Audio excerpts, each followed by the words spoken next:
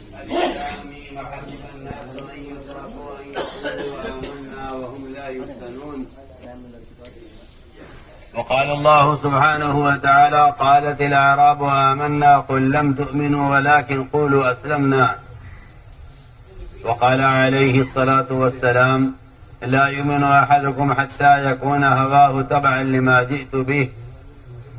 وقال عليه الصلاة والسلام: من رأى منكم منكرا فليغيره بيده فإن لم يستطع فبلسانه فإن لم يستطع فبقلبه وذلك أضعف الإيمان أو كما قال عليه الصلاة والسلام.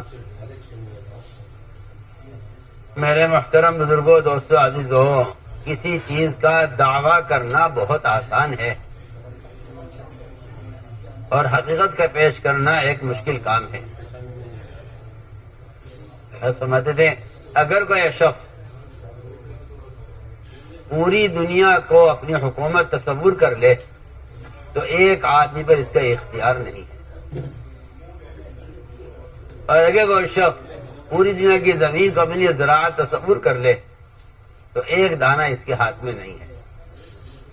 اگر کوئی شخص پوری دنیا کی منڈیوں کو اپنے لیے تجارت تصور کر لے تو ایک پائی اس کے ہاتھ میں نہیں ہے۔ میں کیسے آپ حضرت کو سمجھاؤں؟ اس زمانے میں اور آپ اسی طرح ایمان کے دعوے کے ساتھ مطمئن ہو کر بیٹھے ہوئے۔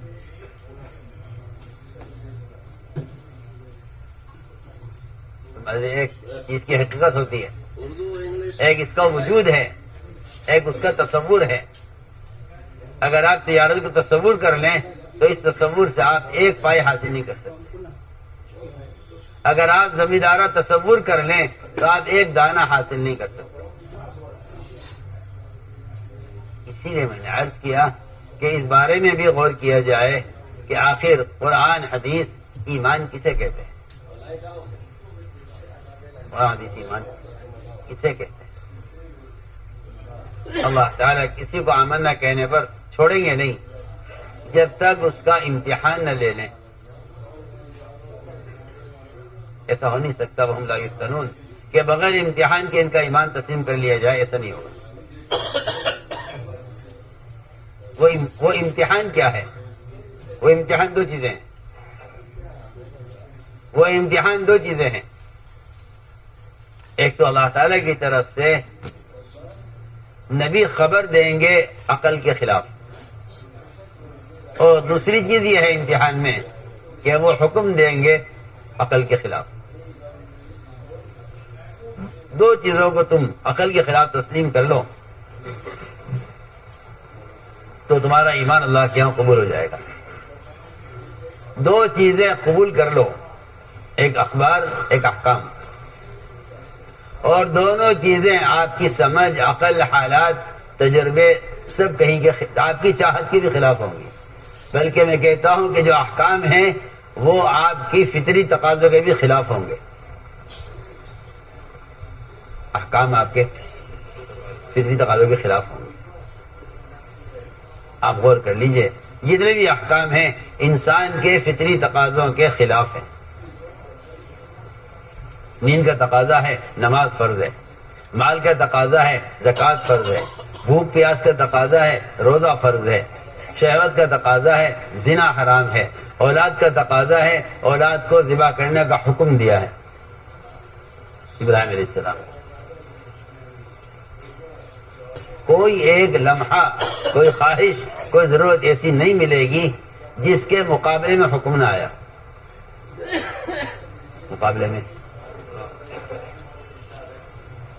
ہم نے یہ مزاج بنایا ہے کہ جو احکام آ رہے ہیں اللہ کی طرف سے ان احکام کو دنیا پر پیش کر کے دیکھ لو، اگر دنیا اس کو قبول کرے تو عمل کر لو، اور اگر دنیا اس کا انکار کرے تو چھوڑ دو۔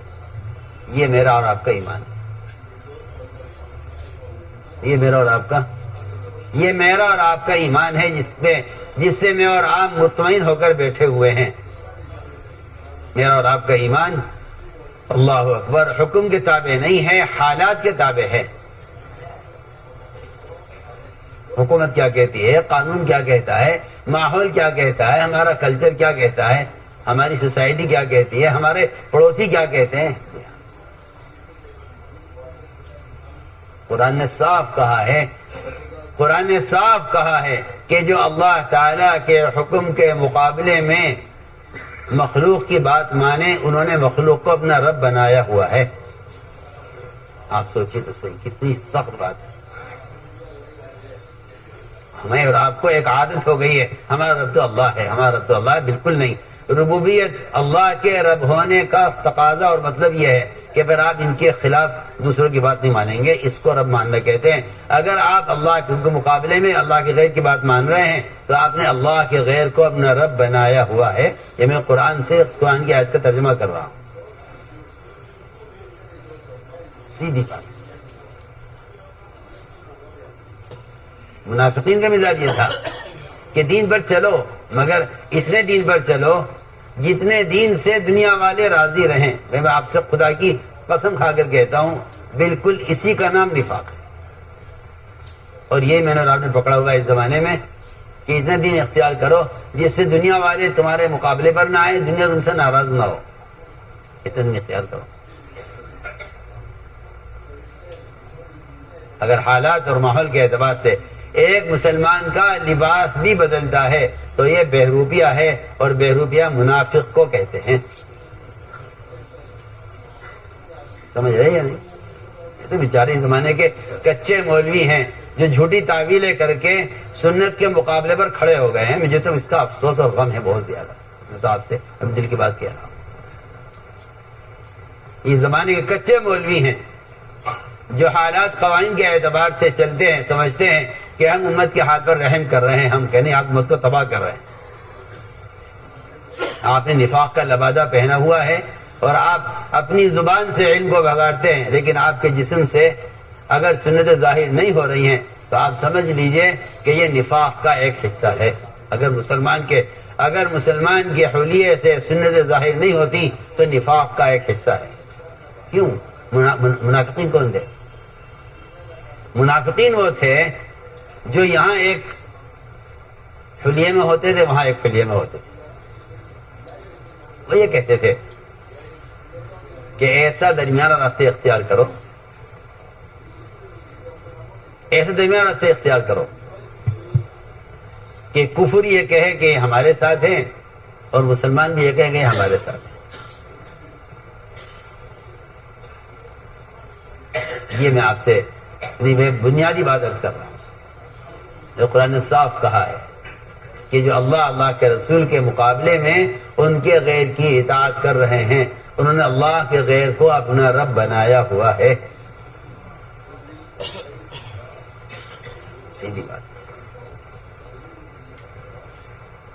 عدی بن حاتم صاحب نے فرمایا تھا، اے عدی، تم نے اللہ کے غیر کو رب بنایا ہوا تھا۔ عدی بن حاتم نے کہا ایسا تو کبھی نہیں ہوا کہ ہم نے آپ پر ایمان لانے سے پہلے اللہ کے غیر کو رب مانا ہو۔ کہ نہیں عدی، یہ بتلاؤ جب تمہارے پوپ اور پادری اور تمہارے احبار رہبان حرام کو حلال کہتے تھے، حلال کو حرام کہتے تھے، تم ان کی بات مانتے تھے؟ نہیں مانتے تھے کہ جی ہم ان کی بات مانا کرتے تھے۔ آپ نے صاف فرمایا تب تو تم نے اللہ کے غیر کو اپنا رب بنایا ہوا تھا۔ تم نے صاف بات، تم نے اللہ کے غیر کو رب بنایا ہوا تھا۔ اتخذوا احبارهم ورهبانهم اربابا من دون اللہ، اس کے لیے نہیں تھا کہ یہ بتوں کو سجدہ کرتے تھے، نہیں، بت پرستی نہیں۔ مسلمان اس زمانے میں صرف بت پرستی کو کہتا ہے کہ اللہ کے غیر انہوں نے اپنا رب بنایا ہے، ایسا نہیں ہے۔ صرف بت پرستی نہیں ہے، اللہ کے غیر کو رب بنانا صرف بت پرستی کو نہیں کہتے۔ اللہ کے غیر کو رب بنانا صرف نہیں کہتے۔ اب سمجھتے تھے، تم یہ سمجھتے ہو سر کسی کے سامنے جھک جائے اور پیشانی اللہ کے غیر کے سامنے رکھ دی جائے، اس کو بت پرستی کہتے ہیں؟ تو فرمایا نہیں، ہرگز ایسا نہیں ہے، یہ تو بت پرستی کی انتہا ہے، ابتدا تو معاشرے سے ہوتی ہے۔ کہ کیا کیسے سمجھاؤں آپ کو؟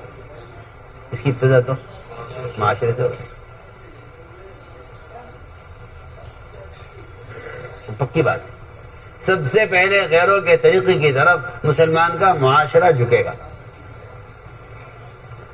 جو آپ کے نزدیک کوئی چیز نہیں ہے اور آپ کہتے ہیں کہ حالات ایسے ہیں کہ اس بارے میں اگر سکوت اختیار کیا جائے تو بہتر ہے. آج کل کہاں وہ زمانہ رہ گیا ہے کہ ایک مسلمان اتباع سنت پر آوے. آپ اس کو چھوڑیے. اس وقت تو فرائض کے ڈالے پڑے ہوئے ہیں. فرائض کے ڈالے اس لیے پڑے ہوئے ہیں کہ سنتوں کو چھوڑ دیا گیا ہے. جو سنت سے محروم کیا جائے گا وہ فرائض سے محروم کیا جائے گا. جو فرائض سے محروم کیا جائے گا وہ ایمان سے محروم کیا جائے گا. یہ ترتیب ہے.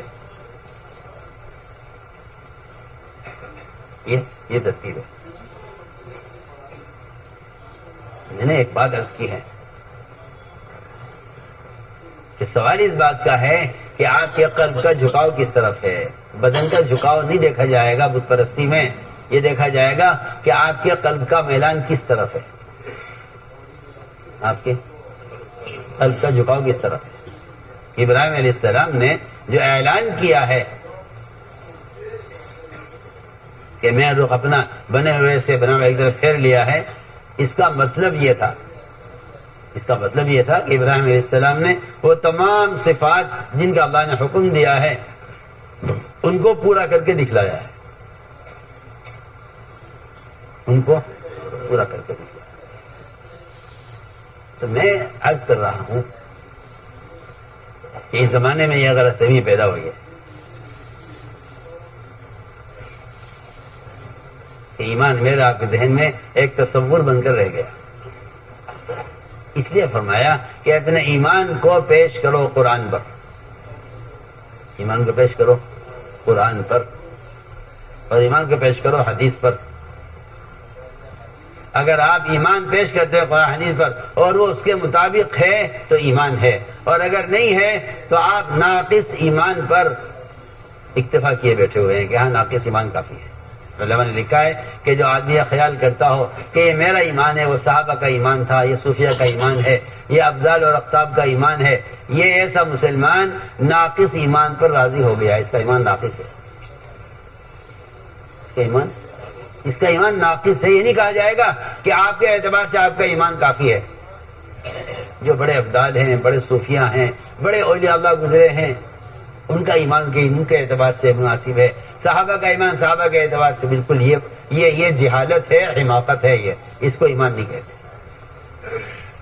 جتنا ایمان جس کے پاس ہے اتنا لازم ہے، یہ حماقت اور جہالت ہے. سب کے لیے ایک حکم ہے، آمنو کما آمن الناس، کہ ایمان لاؤ جیسا ایمان صحابہ لائے.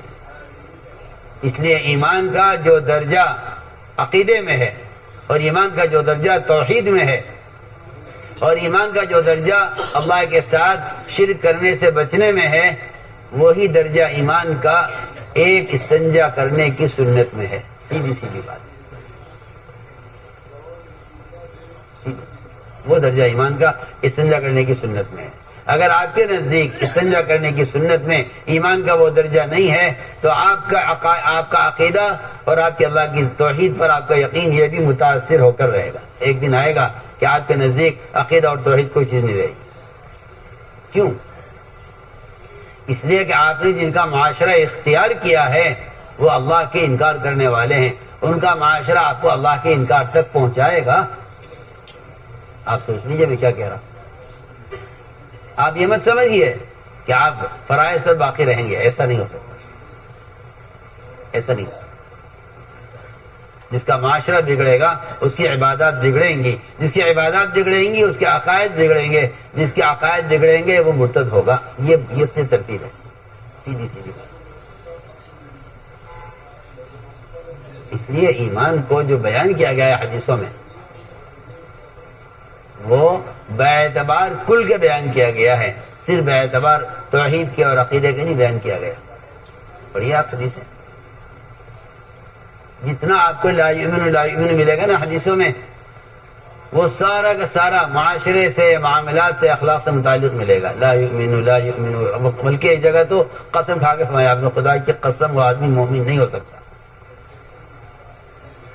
وہ آدمی مومن نہیں ہو سکتا. آخر ایسا کون بدبخت ہے وہ جو مومن نہیں ہے؟ فرمایا جس کا پڑوسی اس سے مطمئن نہ ہو اور خائف ہو، یہ مومن نہیں ہے. آپ سوچیے، آپ نے ایک جہالت، ایک حماقت چلائی ہوئی اس زمانے میں، پڑھے لکھوں سے کہہ رہا ہوں، وہ جو کہتے ہیں کہ جہاں لا یؤمن ہے وہاں کمال ایمان کا انکار ہے. ایمان کا انکار نہیں ہے، مومن تو آپ ہیں، حالانکہ وہ کمال ایمان کا انکار نہیں ہے. وہ صرف آپ کو کافر نہیں کہا جائے گا فی الوقت، اس کو کہا ہے کہ کمال ایمان پر موقوف ہے حدیث ہے، صرف کفر کا انکار کی وجہ سے کہا ہے کہ اس سے کمال ایمان مراد ہے. اس کا مطلب یہ نہیں ہے کہ آپ کمال ایمان کے مکلف نہیں ہیں، یعنی آپ کمال ایمان کے مکلف ہیں. اس لیے کہ قرآن حدیث میں کامل ایمان کا حکم ہے، ناقص ایمان کا کہیں حکم نہیں، ناقص ایمان کا کہیں حکم نہیں. اور میں آپ سے اللہ کی قسم کھا کر کہہ سکتا ہوں، جو آدمی اتباع سنت پر نہیں ہے اپنے شکل لباس کے اعتبار سے، اللہ کی قسم اس کا ایمان ناقص ہے. اس کا ایمان، اگر کسی مسلمان کی شکل کسی غیر مسلم سے ملتی ہے تو اس کے ایمان میں یقیناً فرق ہے، اور یہ ایمان اللہ کے یہاں قبول نہیں ہے. سیدھی سیدھی بات، سیدھی بات. اگر کسی مسلمان کی شکل یا اس کا لباس یا اس کا طریقہ یا اس کی شادی یا اس کی کوئی ایک ضرورت کسی غیر مسلم سے ملتی ہے تو اللہ کی قسم اس کے ایمان میں فرق ہے، اللہ کو یہ ایمان قبول نہیں ہے. ایمان اللہ کہاں؟ پکی پکی بات. ایسا شخص قبر میں صاف کہے گا فرشتے سے جواب میں کہ میں نہیں جانتا کہ محمد صلی اللہ علیہ وسلم کون ہے، کیا ہے، مجھے نہیں معلوم نہیں. پکی بات. اس لیے کہ آپ نے ایک نفاق کا راستہ بنایا ہے جس میں آپ چاہتے یہ ہیں کہ ایسا کوئی راستہ بن جائے درمیان کا ماڈرن اسلام کہ جس کو مسلمان بھی کہا جائے اور یہ بھی کہا جائے کہ ہاں سنت پر تو نہیں ہے لیکن ہے مسلمان، ہم اس کو نہیں مانتے. کیوں؟ آپ غور کیجئے. جو لوگ پکے سچے مسلمان ہو گئے تھے، آپ پر ایمان لے آئے تھے، آپ کے صحابی ہو گئے تھے، انہوں نے ایک مرتبہ آپ سے صرف اتنا سوال کر لیا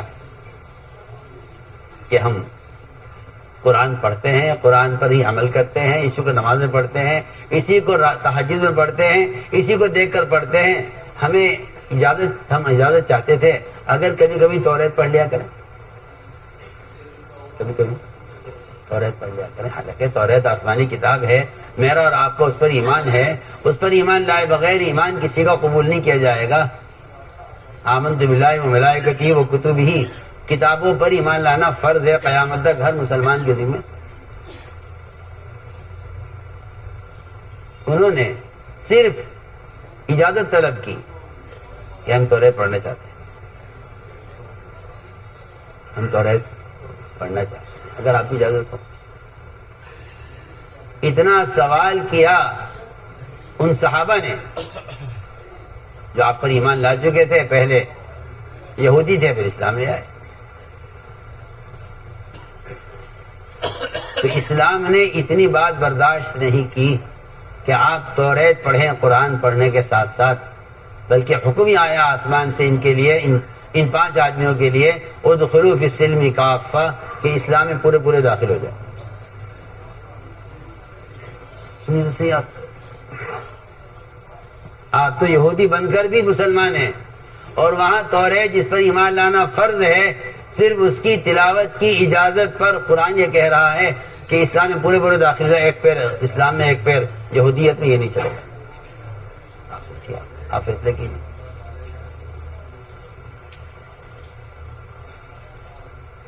اسلام کیا کہہ رہا؟ ادخلوا، یہ آیت نازل اسی وقت ہوئی، ادخلوا فی السلم کافہ. یہ نہیں کہ آپ دو نمازیں پڑھیں، 3 چھوڑ دیں، 3 پڑھیں 2 چھوڑ دیں، اس پر آیت نازل ہو جاؤ کہ اسلام میں پورے پورے داخل ہو جاؤ، یا آپ شراب کو حلال کہہ دیں، یا آپ زکوٰۃ کا انکار کر دیں. نہیں، بالکل نہیں، یہ نہیں ہے. انہوں نے کسی فریضے کا انکار نہیں کیا، انہوں نے کسی عمل کا انکار نہیں کیا، انہوں نے صرف اتنی اجازت چاہی کہ ہم قرآن تو پڑھتے ہی ہیں، کبھی کبھی توریت پڑھ لیا کریں، آسمانی کتاب ہے، ہمارے نبی موسیٰ علیہ السلام پر نازل کی گئی ہے. ہم پہلے کیونکہ یہودی تھے موسیٰ علیہ السلام کو مانتے تھے، اب ہم اسلام میں آ گئے ہیں، اگر آپ اجازت دیں تو کیا ہم توریت پڑھ لیا کریں؟ اس پر تو قرآن نے ڈانٹ پلائی، ادخلوا فی السلم کافہ، اسلام پر داخل ہو جاؤ۔ اور عمر جیسے عالم نے جن کے بارے میں فرمایا کہ میرے بعد نبی ہوتے عمر نبی ہو سکتے تھے، انہوں نے صرف اپنی معلومات کے لیے، جاننے کے لیے کہ معلوم تو ہو اللہ نے موسیٰ علیہ السلام کے احکام دیے تھے، توریت کا ایک ورق پڑھا، ایک ورق توریت کا ایک ورق پڑھا، اور اسے پڑھ کر آپ کی خدمت میں لے کر آپ کی خدمت میں حاضر ہے۔ میں عمر یہ ہاتھ میں کیا ہے کاغذ، کیسے کاغذ لے پھر رہے کہ جی یہ توریت کا ایک ورق ہے جو میں نے لیا ہے بنی اسرائیل ان لوگوں سے، یہود سے، تاکہ ہم دیکھیں تو صحیح اللہ نے موسیٰ علیہ السلام کے احکام دیے تھے۔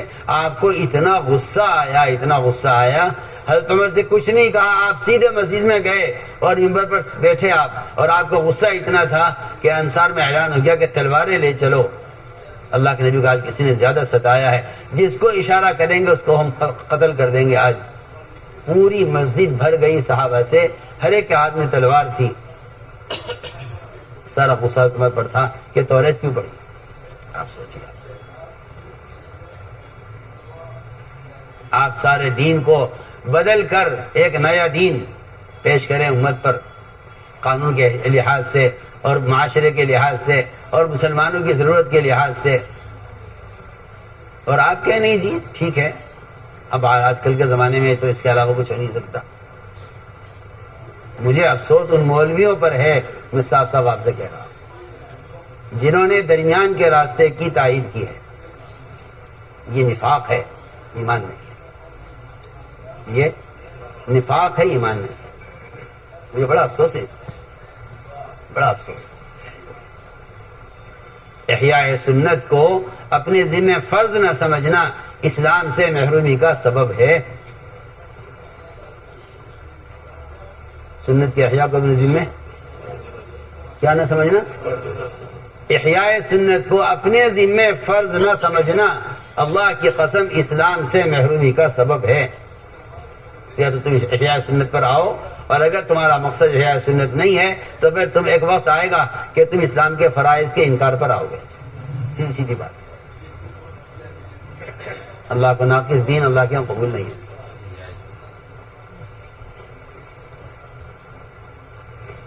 تو میں نے عرض کیا ہے کہ اتنا بھی برداشت نہیں ہوا کہ آپ توریت پڑھیں۔ آپ نے منبر میں بیان دیا اور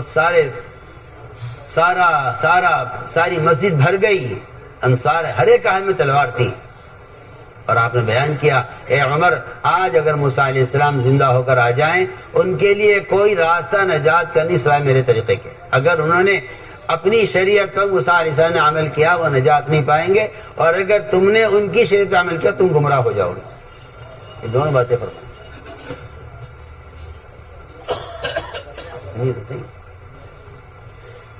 آپ تو کفار کے طریقوں کے عادی اور اس کے داعی بن کر چل رہے ہیں، اور وہاں عمر پر غصہ آپ کا اس پر ہے کہ اگر تم نے توریت پڑھی ہے تو پھر تم سمجھ لو، اور ان کے طریقے پر عمل کیا تم گمراہ، اور اگر موسیٰ علیہ السلام آج آ جائیں زندہ ہو کر اور اپنے طریقے پر چلیں تو وہ نجات نہیں پائیں گے۔ ان کے لیے لازم ہوگا کہ وہ میرے طریقے کے تابع ہوں۔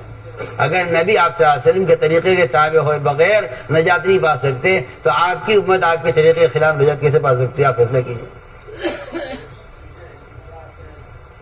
جو مستقل شریعت لائے ہیں، جن کی مستقل شریعت ہے موسیٰ علیہ السلام کی، اگر وہ آپ کے اتباع کے بغیر نجات نہیں پا سکتے تو جو امت آپ کی شریعت پر ہے وہ دوسروں کے طریقے پر نجات کیسے پا سکتی؟ آپ کو شیطان نے پٹی پڑھائی ہے کہ 5 نمازیں فرض ہیں اور زکوٰۃ اور حج اور روزہ ہے، بس یہ اسلام ہے، جس کے پاس یہ ہے وہ مسلمان ہے۔ حالانکہ میں آپ سے اندر کی بات بتاؤں، اصل یہ کفر سے نکلنے کی شرائط ہے۔ فرائض کا ادا کرنا کفر سے نکلنے کی شرائط، یہ کفر سے نکلنے کی شرائط ہیں۔ جس طرح آپ بغیر ویزے کے کسی ملک میں داخل نہیں ہو سکتے، اللہ کی قسم ان فرائض کے بغیر آپ اسلام میں داخل نہیں ہو سکتے۔ جیسا آپ سمجھ رہے ہیں نا، وہ کمال ہے ہمارا دین کہ ہم فرائض پر عمل کرتے ہیں. یہ کفر اسلام کی کا آخری بارڈر ہے. بالکل کفر اسلام کا یہ کفر اسلام کا آخری بارڈر ہے، یہ فرائض کا ادا کرنا، فرائض کا ادا کرنا. یہ اسلام کا آخری بارڈر ہے. اگر اس میں کچھ کم ہو گیا تو آپ اسلام میں داخل نہیں سمجھے جائیں گے. سیدھی بات، آخری بارڈر ہے کفر اسلام کا کہ آپ کے فرائض باقی رہ جائیں صرف اس لیے کیا پڑے حدیث ہے. زکوٰۃ کا انکار کفر ہے، نماز کا چھوڑنا کفر ہے. حج جو نہ کرے اس کو اختیار ہے، چاہے یہودی بن کے مرے، نصرانی بن کر مرے، مجوسی بن کر مرے، اسے اختیار ہے. فرائض آپ فرائض کے ادا کرنے کو اسلام سمجھ کے مطمئن ہے. یہ بالکل آخری حد ہے اسلام کی. اگر آپ کے پاس فرائض نہیں ہے تو آپ اسلام کے دائرے میں داخل نہیں ہیں، اور اگر آپ فرائض چھوڑ دیں تو اسلام کے دائرے سے نکل جائیں گے.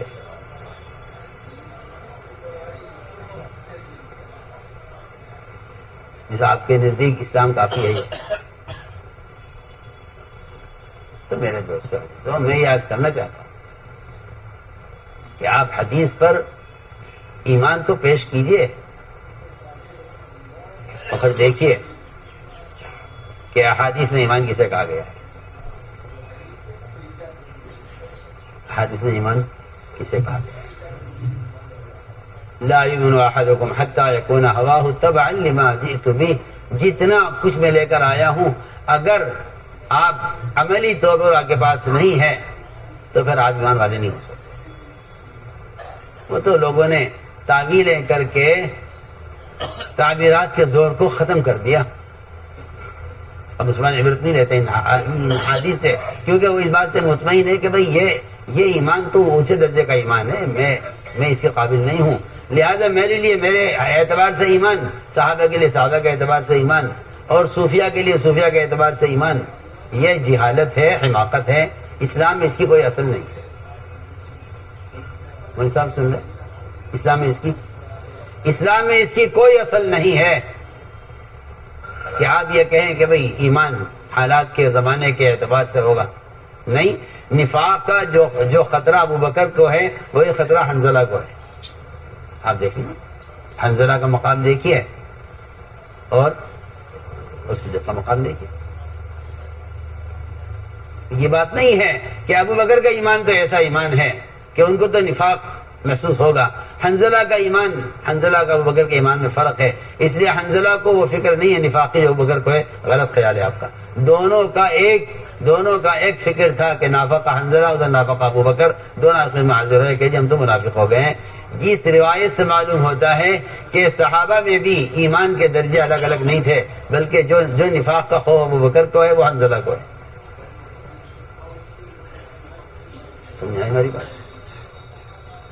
ان نافقہ حنظلہ یعنی وہ تو نہیں. ہاں نافقہ ابو بکر ٹھیک ہے، کیونکہ ابو بکر کا ایمان اس قابل ہے کہ ان کو نفاق کا خوف ہو. یعنی جو خوف نفاق کا ابو بکر کو ہے وہ خوف نفاق کا حنظلہ کو ہے. نافقہ حنظلہ. اس لیے ہم عرض کر رہے کھل کر صاف کہ اس بات پر غور کیا جائے، ورنہ مسلمان سنتوں سے ننگا ہو گیا ہے یہ سوچ کر کہ اس کا ایمان سے کیا تعلق ہے. منافقین کیونکہ ایمان نہیں رکھتے تھے، میں بہت اہم بات کہہ رہا ہوں، منافقین کیونکہ ایمان نہیں رکھتے تھے اس لیے منافقین یہ کہتے تھے کہ چھوٹی چھوٹی چیزوں میں کیوں رج رہے آپ، استنجا ایسے کرو اور دائیں ہاتھ سے کھانا کھاؤ، یہ چھوٹی چھوٹی چیزوں میں کیوں رج رہے آپ. ہاں جو آج کا مسلمان کر رہا، میں اللہ کی قسم کھا کر کہتا ہوں، جو آج کے پڑھے لکھے لوگ کر رہے ہیں اس کام کو زمانے منافقین کیا کرتے تھے. میں آپ سے بالکل قسم کھا کر دل سے بات کر رہا ہوں. مجھے بڑا افسوس ہے اس کا. ایک سال میں مجھے خط لکھا، میں حیران ہو گیا. میں نے کہا جی آپ پینٹ شرٹ میں نماز کو، میں نے کہا تجھے شرم نہیں آئی؟ تو مولوی ہو کر تجھے اس بات پہ اشکال ہے؟ تجھے شرم نہیں آئی اس بات کو لکھتے ہوئے؟ تم اگر اپنے لباس میں یہودیوں کے نظام میں نہیں جا سکتے تو اللہ کے گھر میں ان کے لباس میں کیسے آ سکتے ہو؟ تم خود فیصلہ کرو. آئے بڑے فتویٰ پوچھنے والے. وہ تو جب دل میں یہودیت سما جاتی ہے اور یہود و نصارہ کے طریقے دلوں میں پیوست ہو جاتے ہیں پھر ایسے لوگوں کو یہ باتیں کھلتی ہیں.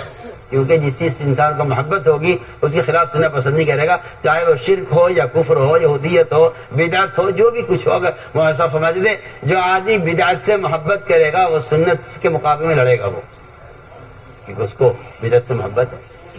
اب لائیے آپ سنت ہے کیا بات ہے.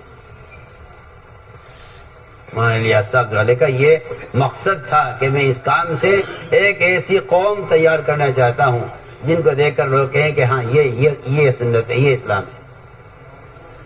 یہ تھوڑی کہ آپ 5 وقت کی نماز ادا کر کے سمجھے کہ یہ اسلام ہے. صحیح بات. ہمارے کام کا مقصد احیاء سنت تھا.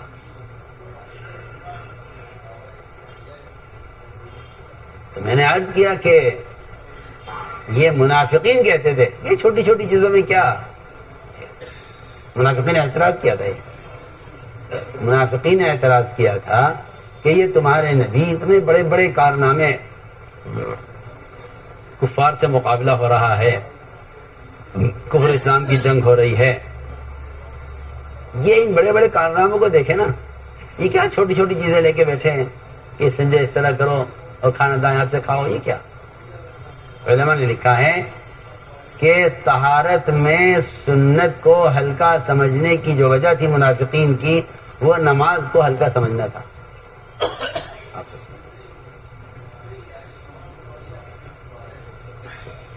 یہ اس کی وجہ لکھی کہ جو نماز کو ہلکا سمجھتے تھے وہ طہارت کی سنت کو اس لیے تھا کہ جن کے نزدیک طہارت کی اہمیت نہیں ہے ان کے نزدیک عبادت کی بھی اہمیت نہیں، کیونکہ عبادت کو کچھ نہیں سمجھتے وہ، اس لیے طہارت کو کچھ نہیں سمجھتے. سنیے دیکھیے آپ کی معمولی بات ہے. اس لیے ہم نے عرض کیا کہ کسی ایک سنت کو ہلکا سمجھنا یہ نفاق کا حصہ تھا کسی زمانے میں. سنت کو سمجھنا یہ نفاق تھا کسی زمانے میں. اور آج مجھے اللہ معاف فرمائے میں دیکھتا ہوں ان کے پاس علم ہے، ان کی طرف علم عالم ہونے کی نسبت ہے ان کی طرف، مگر یہ یہود و نصارہ کے طریقے ان کے دلوں میں ایسے سما چکے ہیں کہ انہیں نظر آتا ہے کہ بھئی دیکھو تھوڑی سی سہولت کرو اسلام میں دیا، اسلام میں تنگی نہیں ہے، اسلام میں تنگی نہیں ہے. نہیں، اسلام اتنا مستغنی مذہب ہے کہ اگر آپ عادات بھی غیروں کے طریقے پر ہیں تو اسلام کو آپ کی ضرورت نہیں ہے. اسلام کو آپ کی ضرورت نہیں. میں نے تو آپ کو بہت اچھی مثال دے دی ہے. اللہ کرے یاد رہ جائے کہ اگر توریت بھی آپ پڑھنا چاہتے ہیں تو آپ اسلام میں پورے داخل نہیں ہوئے. آسمانی کتاب ہے توریت، اور اللہ تعالیٰ منع کر رہا ہے کہ نہیں ہمیں آپ کے اسلام، یہ اسلام ہمیں نہیں چاہیے کہ ایک پیر ادھر ایک پیر ادھر. بتائیے 2 کشتی کے سوار کا انجام کیا ہوگا؟ آپ بتائیے تو صحیح. 2 کشتی چلائیے آپ سمندر میں، دونوں کسی ایک پیر رکھ لیجیے، آپ دیکھیے آپ کا انجام کیا ہوگا. صحیح بات. منافقین کا بالکل معاملہ یہ تھا کہ وہ 2 کشتیوں کے سوار تھے، اس لیے تباہی، وہ ان کا انجام تباہی تھا کہ وہ 2 کشتی کے سوار تھے.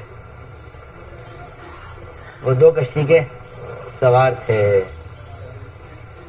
وہ 2 کشتی کے سوار تھے، اس لیے ہمیشہ ان کا انجام خراب ہوا ہے. کیونکہ وہ یہ کہتے تھے کہ ایک درمیانہ راستہ نکالو. آج بھی مسلمان اس درمیانے راستے کو چاہتا ہے اور اس کا داعی بنا ہوا ہے، اور اس کا داعی بنا ہوا. آج بھی یہ بات ہے کہ مسلمان درمیانہ راستہ چاہتا ہے، اور اس کا خیال یہ ہے کہ یہ بھائی سنتیں اور یہ حلیہ اور یہ بھائی یہ تو بزرگوں کی علامت ہے، اور میں تو بزرگ نہیں ہوں. کہ نہیں، یہ مسلمان کی علامت ہے. یہ تو آپ مسلمان ہی، آپ غیر مسلم ہیں، اس کے علاوہ کوئی تیسرا مذہب تو کوئی ہے نہیں. سیدھی بات ہے.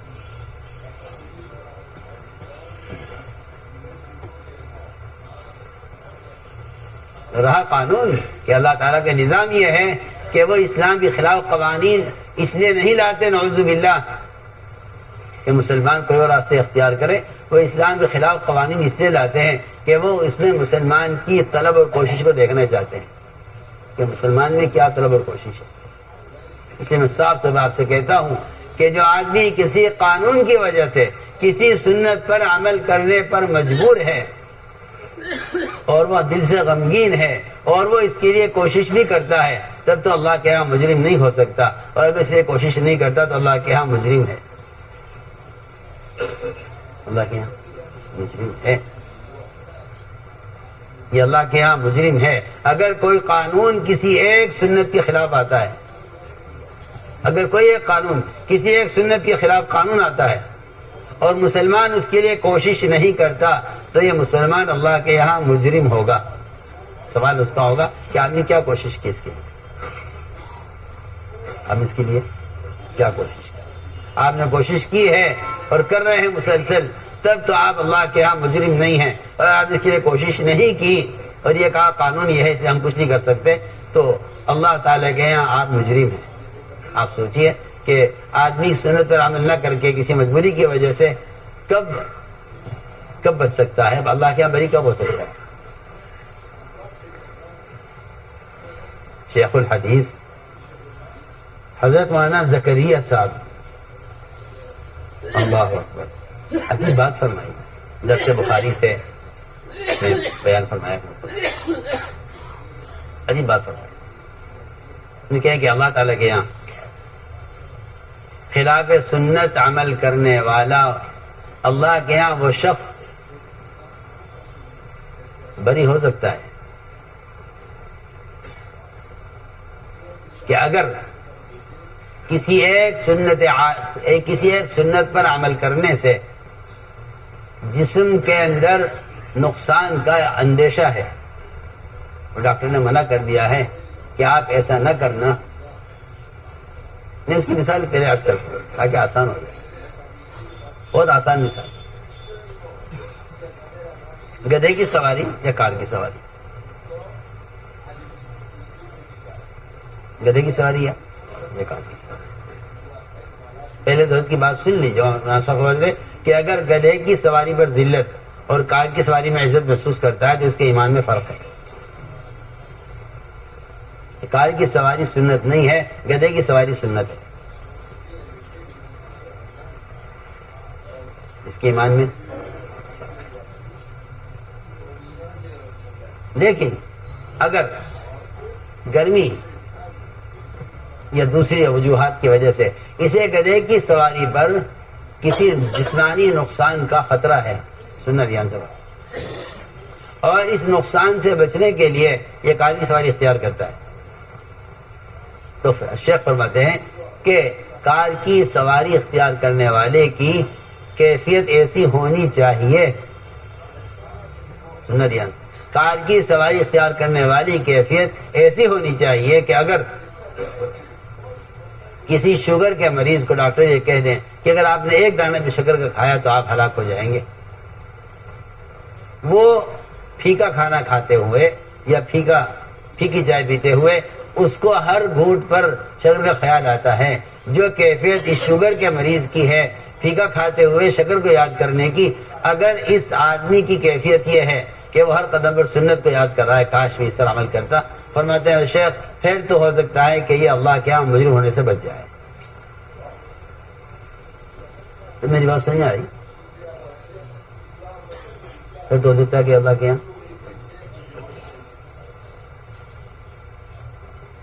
پھر تو ہو سکتا ہے کہ اللہ کے یہاں مجرم ہونے سے بچ جائے۔ اور اگر اس کو خلاف سنت طریقہ پسند ہے، اگر اس کو خلاف سنت طریقہ پسند ہے اور کوئی مجبوری اس کے لیے نہیں ہے، تو بس سیدھی بات یہ ہے کہ آپ نے فرمایا، صاف فرما دیا حدیث میں، من رغب عن سنتی فلیس منی، جو میری سنت سے نہ اعراض کرے وہ میری امت میں سے نہیں ہے۔ آپ اور کر لیں، میری امت میں سے من رغب عن سنتی فلیس منی، وہ میری امت میں سے نہیں ہے. جو میرے کسی بھی عمل سے اعراض کرے میری امت میں سے نہیں.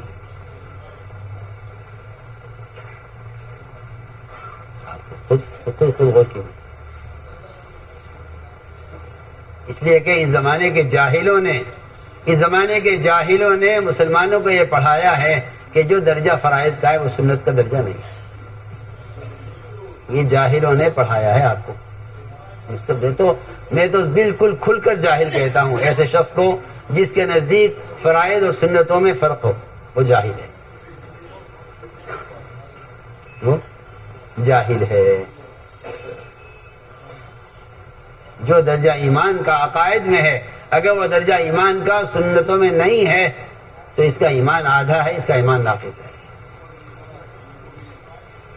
تو جاہل ہے وہ شخص اس کے نزدیک فرائض میں سنتوں میں فرق ہے. یہودی کا نام نہیں کہ آپ یہودی بن جائیں، نصرانی کا نام نہیں کہ آپ نصرانی ہو جائیں. جس طرح عقائد سے لے کر سنتوں کے اتباع تک ایمان ہے، اسی طرح یہودیت اور نصرانیت کہ ان کے عقیدے سے لے کے ان کے طریقے تک پوری یہودیت ہے. میں ہم کچھ کہہ رہا ہوں، ان کے عقیدے سے لے کے ان کے طریقے تک پوری یہودیت ہے. اسی طرح اسلام میں عقائد سے لے کر سنت کے اتباع تک پورا کا پورا اسلام ہے، پورا کا پورا ایمان ہے. میں یہ کہنا چاہتا ہوں. آپ یہ مت خیال کیجئے کہ فرائض تو اسلام کے ہوں، معاشرہ یہود کا ہو تو اس کو یہودی کہا جائے گا، اس کو مسلمان نہیں کہا جائے گا. میں سیدھی بات کرتا ہوں. اگر آپ اسلام کے فرائض پر ہیں لیکن آپ کا معاشرہ، آپ کا لباس یہودیوں کا ہے تو آپ کو یہودی کہا جائے گا، آپ کو مسلمان نہیں کہا جائے گا. سیدھی بات ہے. آپ کو یہودی کہا جائے گا نہیں، اس لیے کہ آپ کے اسلام کا جو تعارف ہوگا نہ وہ آپ کی نماز سے ہوگا، نہ آپ کی زکوٰۃ سے ہوگا، نہ آپ کے روزے سے ہوگا، نہ آپ کے حج سے ہوگا. یہ آپ سوچ لیجیے. آپ کے یہودی ہونے کا جو فیصلہ ہوگا وہ آپ کے حلیے سے ہوگا، وہ آپ کے حلیے سے ہوگا. جی آپ اس کو سوچ لیجیے، آپ کے حلیے سے فیصلہ ہوگا. حضرت عمر نے فرمایا تھا کہ جو آدمی ظاہر میں ہمیں مسلمان دکھلائی دے گا ہم اس پر اعتماد کریں گے، اس کو قریب کریں گے، اس کو مسلمان سمجھیں گے، چاہے وہ تنہائی میں کیسا بھی ہے. اور جس کے ظاہر کو ہم دیکھیں گے کہ اس کا ظاہر اسلام کے مطابق نہیں ہے، نہ ہم اس پر اعتماد کریں گے، نہ اس کو قریب کریں گے. اگرچہ وہ یہ کہے کہ جس کی تہجد بہت اچھی ہے اور اس کی رات کا رونا بہت اچھا ہے اور اس کی تلاوت بہت اچھی ہے اور یہ تو بڑے لمبے لمبے وظیفے. آج کل مسلمانوں میں یہ جہالت عام ہے کہ میاں نماز، ذکر، تلاوت، عبادت کو اچھی کرو، باقی رہا حلیہ اس کا اسلام سے کوئی ایسا ضروری نہیں ہے. جس طرح چاہو بن کر رہو. نہیں، اگر آپ اتباع سنت پر نہیں ہیں تو آپ اسلام کو مٹا رہے ہیں. سیدھی بات ہے. آپ کو اپنے حلیے سے بتانا پڑے گا میں مسلمان ہوں. آپ کو اپنے حلیے سے بتانا پڑے گا کہ آپ مسلمان ہیں. پکی بات. وقال اننی من المسلمین جو قرآن کی آیت کا حصہ ہے، جو دعوت اور عبادت کو جمع کرنے پر بتایا گیا ہے، اس کا مطلب ہی یہی ہے کہ آپ اپنے حلیے سے اپنے آپ کو مسلمان ظاہر کیجئے. اس لیے صاف بات ہے، اسلام کے حلیے کو چھپانے والا فاسق ہے. اسلام کو حلیے کو چھپانے والا فاسق ہے. امامت کی بھی قابل نہیں، امامت کے بھی قابل نہیں ہے.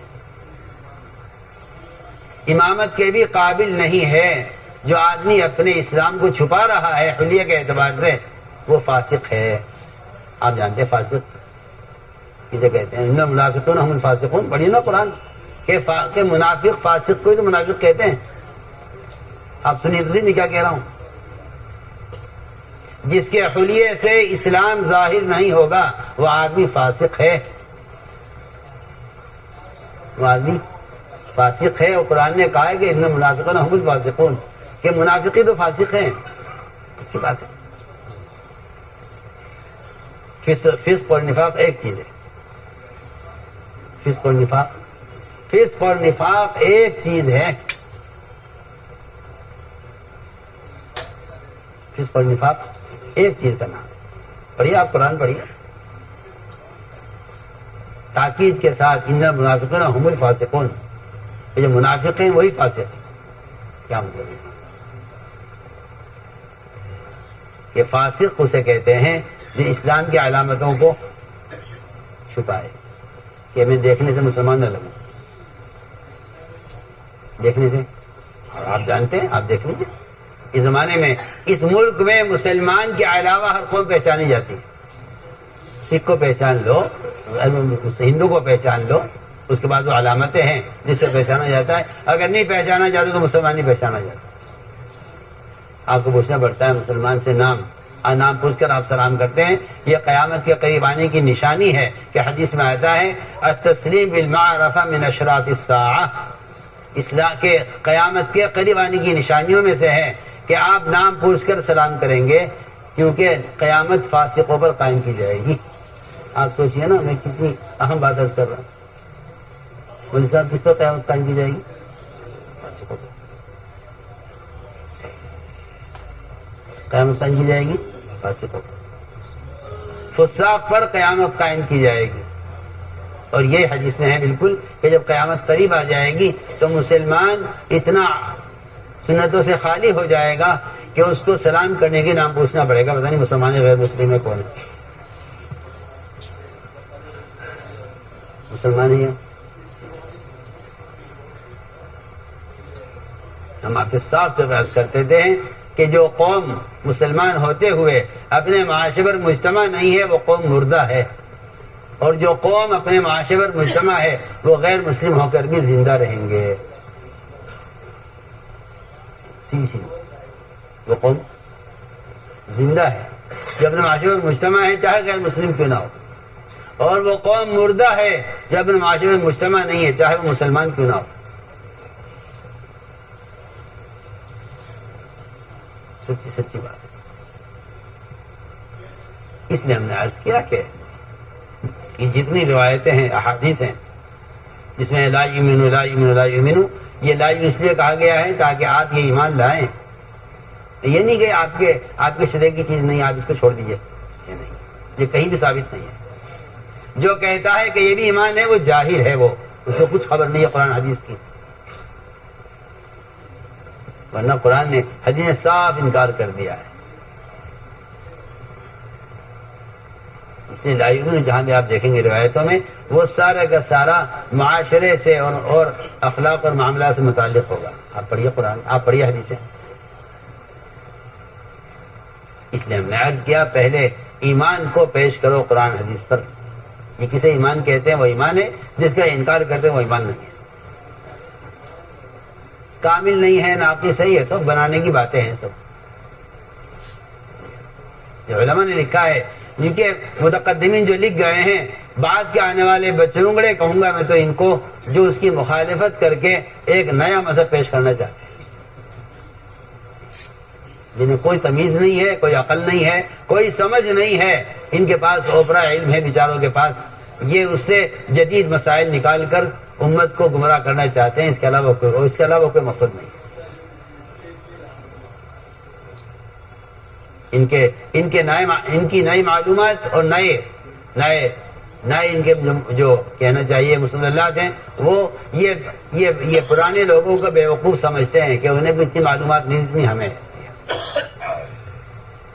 جب آدمی تقوی کے بغیر اور اتباع سنت کے بغیر علم میں داخل ہوتا ہے تو اس کو گمراہی کے دلائل ملتے ہیں. ہم کچھ کہہ رہے ہیں، علماء سے کہہ رہے ہیں، جو تقوی کے بغیر اور احیاء سنت کے جہد کے بغیر علم میں داخل ہوں گے ان کو گمراہی کے دلائل ملیں گے. کیونکہ قرآن یہ کہتا ہے کہ جو ہلاک ہوگا وہ بھی دلیل سے ہلاک ہوگا، جو ہدایت پائے گا وہ بھی دلیل سے ہدایت پائے گا. قرآن دونوں کے لیے ہے. گمراہ کرنے کے لیے بھی قرآن ہے، ہدایت کے لیے بھی قرآن ہے. دونوں کے لیے قرآن ہے. قرآن دونوں کے لیے ہے. قرآن دونوں کے لیے. لہٰذا کمہر کا بینہ وجہ من حی عن بینہ، دونوں کے لیے قرآن ہی ہدایت بھی دے گا، قرآن ہی گمراہ بھی کرے گا. یضل بہ کثیرا ویہدی بہ کثیرا. اور گمراہ کون ہوں گے؟ کہ گمراہ قرآن کے ذریعے صرف فاسق لوگ ہوں گے، صرف فاسق لوگ گمراہ ہوں گے قرآن کے ذریعے. آپ میری بات کو معمولی مت سمجھیے، میں بہت بنیادی باتیں عرض کر رہا ہوں، اور اس لیے کہنی پڑ رہی ہے آج کہ ایک طبقہ امت میں ایسا تیار ہو گیا ہے جن پر علم کا ٹھپا لگا ہوا ہے، مگر ان کو احیاء سنت کا کوئی فکر، کوئی غم نہیں ہے. اور اگر ان کے سامنے کوئی بات ایسی آ جائے جس میں رواج کی مخالفت ہو تو وہ رواج کی تائید کرتے ہیں سنت کے مقابلے میں. یہ ان کا اندر کا فسق ہے، اس کے علاوہ کچھ نہیں ہے. فاسق ہے وہ آدمی جو کسی غیروں کے کسی طریقے کو سنت کے مقابلے میں اچھا سمجھے، وہ فاسق ہے، پکی پکی بات.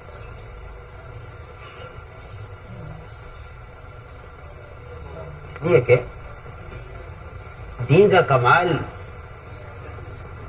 کمال دین ہے، ناقص دین کوئی چیز نہیں ہے. ناقص دین کوئی چیز نہیں، ناقص دین کوئی چیز نہیں. اس لیے دین اپنے کمال کے ساتھ ہے. تو میں نے عرض کیا کہ آپ احادیث پر غور کیجیے. حضور اکرم صلی اللہ علیہ وسلم کہیں صحابہ سے پوچھ رہے آپ بتاؤ ایمان کیا ہے. کہیں صحابہ آپ سے پوچھ رہے ہیں جی ایمان کیا ہے. اور یہ روایت ہے کہیں صحابہ آپ سے پوچھ رہے ہیں ایمان کیا ہے. وہ تو طلب علم کے لیے پوچھ رہے ہیں جی بتا چلے ایمان کیا ہے. اور کہیں آپ صحابہ سے پوچھ رہے ہیں ایمان کیا ہے. آپ پوچھ رہے بطور امتحان کے، وہ آپ سے سوال کر رہے بطور تعلیم کے. تو صحابی نے سوال کیا ایمان کسے کہتے ہیں؟ آپ نے فرمایا جب تجھے نیکی خوش کرے، گناہ غمگین کرے، جان لے کے تم مومن. اذا سرت کا حسنتک وساءت کا سیئتک فانت مؤمن. جب تجھے نیکی خوش کرے، گناہ غمگین کرے، جان. اور گناہ کیا ہے؟ سنو سی گناہ کیا ہے؟ کیونکہ گناہ ہر اس چیز کو کہتے ہیں جو تیرے دل میں کھٹکے، جو تیرے دل میں کھٹکے ہوئے. کیا کھٹکے گا؟ صاحب آپ سے کہتا ہوں کہ اگر آپ سنتوں کے پابند ہیں تو آپ کو خلاف سنت طریقے کھٹکیں گے کہ یہ طریقہ سنت نہیں. جو طریقہ سنت ہے وہ محمد صلی اللہ علیہ وسلم کا طریقہ ہے. جو چیز خلاف سنت ہوگی وہ یقیناً یہود و نصارہ کا طریقہ ہوگا، اس کے علاوہ اور کوئی چیز نہیں. صرف سنت ہے جو فیصلہ کرے گی مسلمان غیر مسلم کے درمیان. میں صاف صاف آپ سے کہہ رہا ہوں صرف سنت. جو متبع سنت ہے وہ اسلام، پورے اسلام پر قائم ہے. جو متبع سنت نہیں ہے وہ دو کشتیوں کا سوال ہے، وہ دو کشتی کا سوال ہے.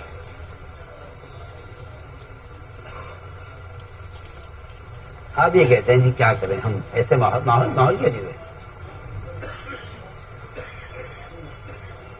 ایک صاحب مجھ سے کہنے لگے جی میں اصل میں ہم اسکول میں پڑھتے ہیں. میں نے کہا تمہارے اسکول میں سکھ نہیں پڑھتے؟ کہاں پڑھتے ہیں؟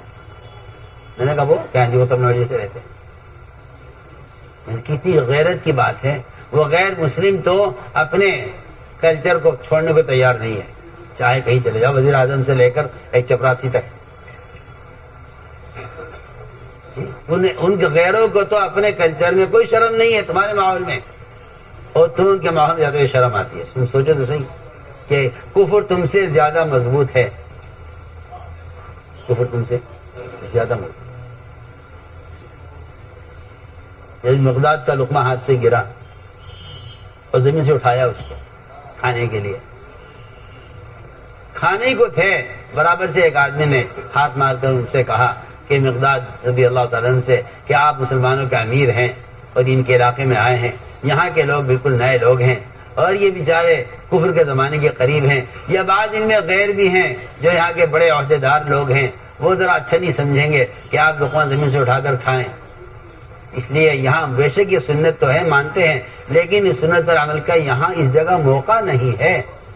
یہ ہے یہ ہے وہ نفاق جو کہہ رہا ہے یہاں موقع نہیں ہے، یہ ہے وہ نفاق جس کا جو کہتا ہے یہاں سنت تو ہے، یہ مانتے ہو سنت ہے، یہاں موقع نہیں ہے، یہاں اس کا موقع نہیں۔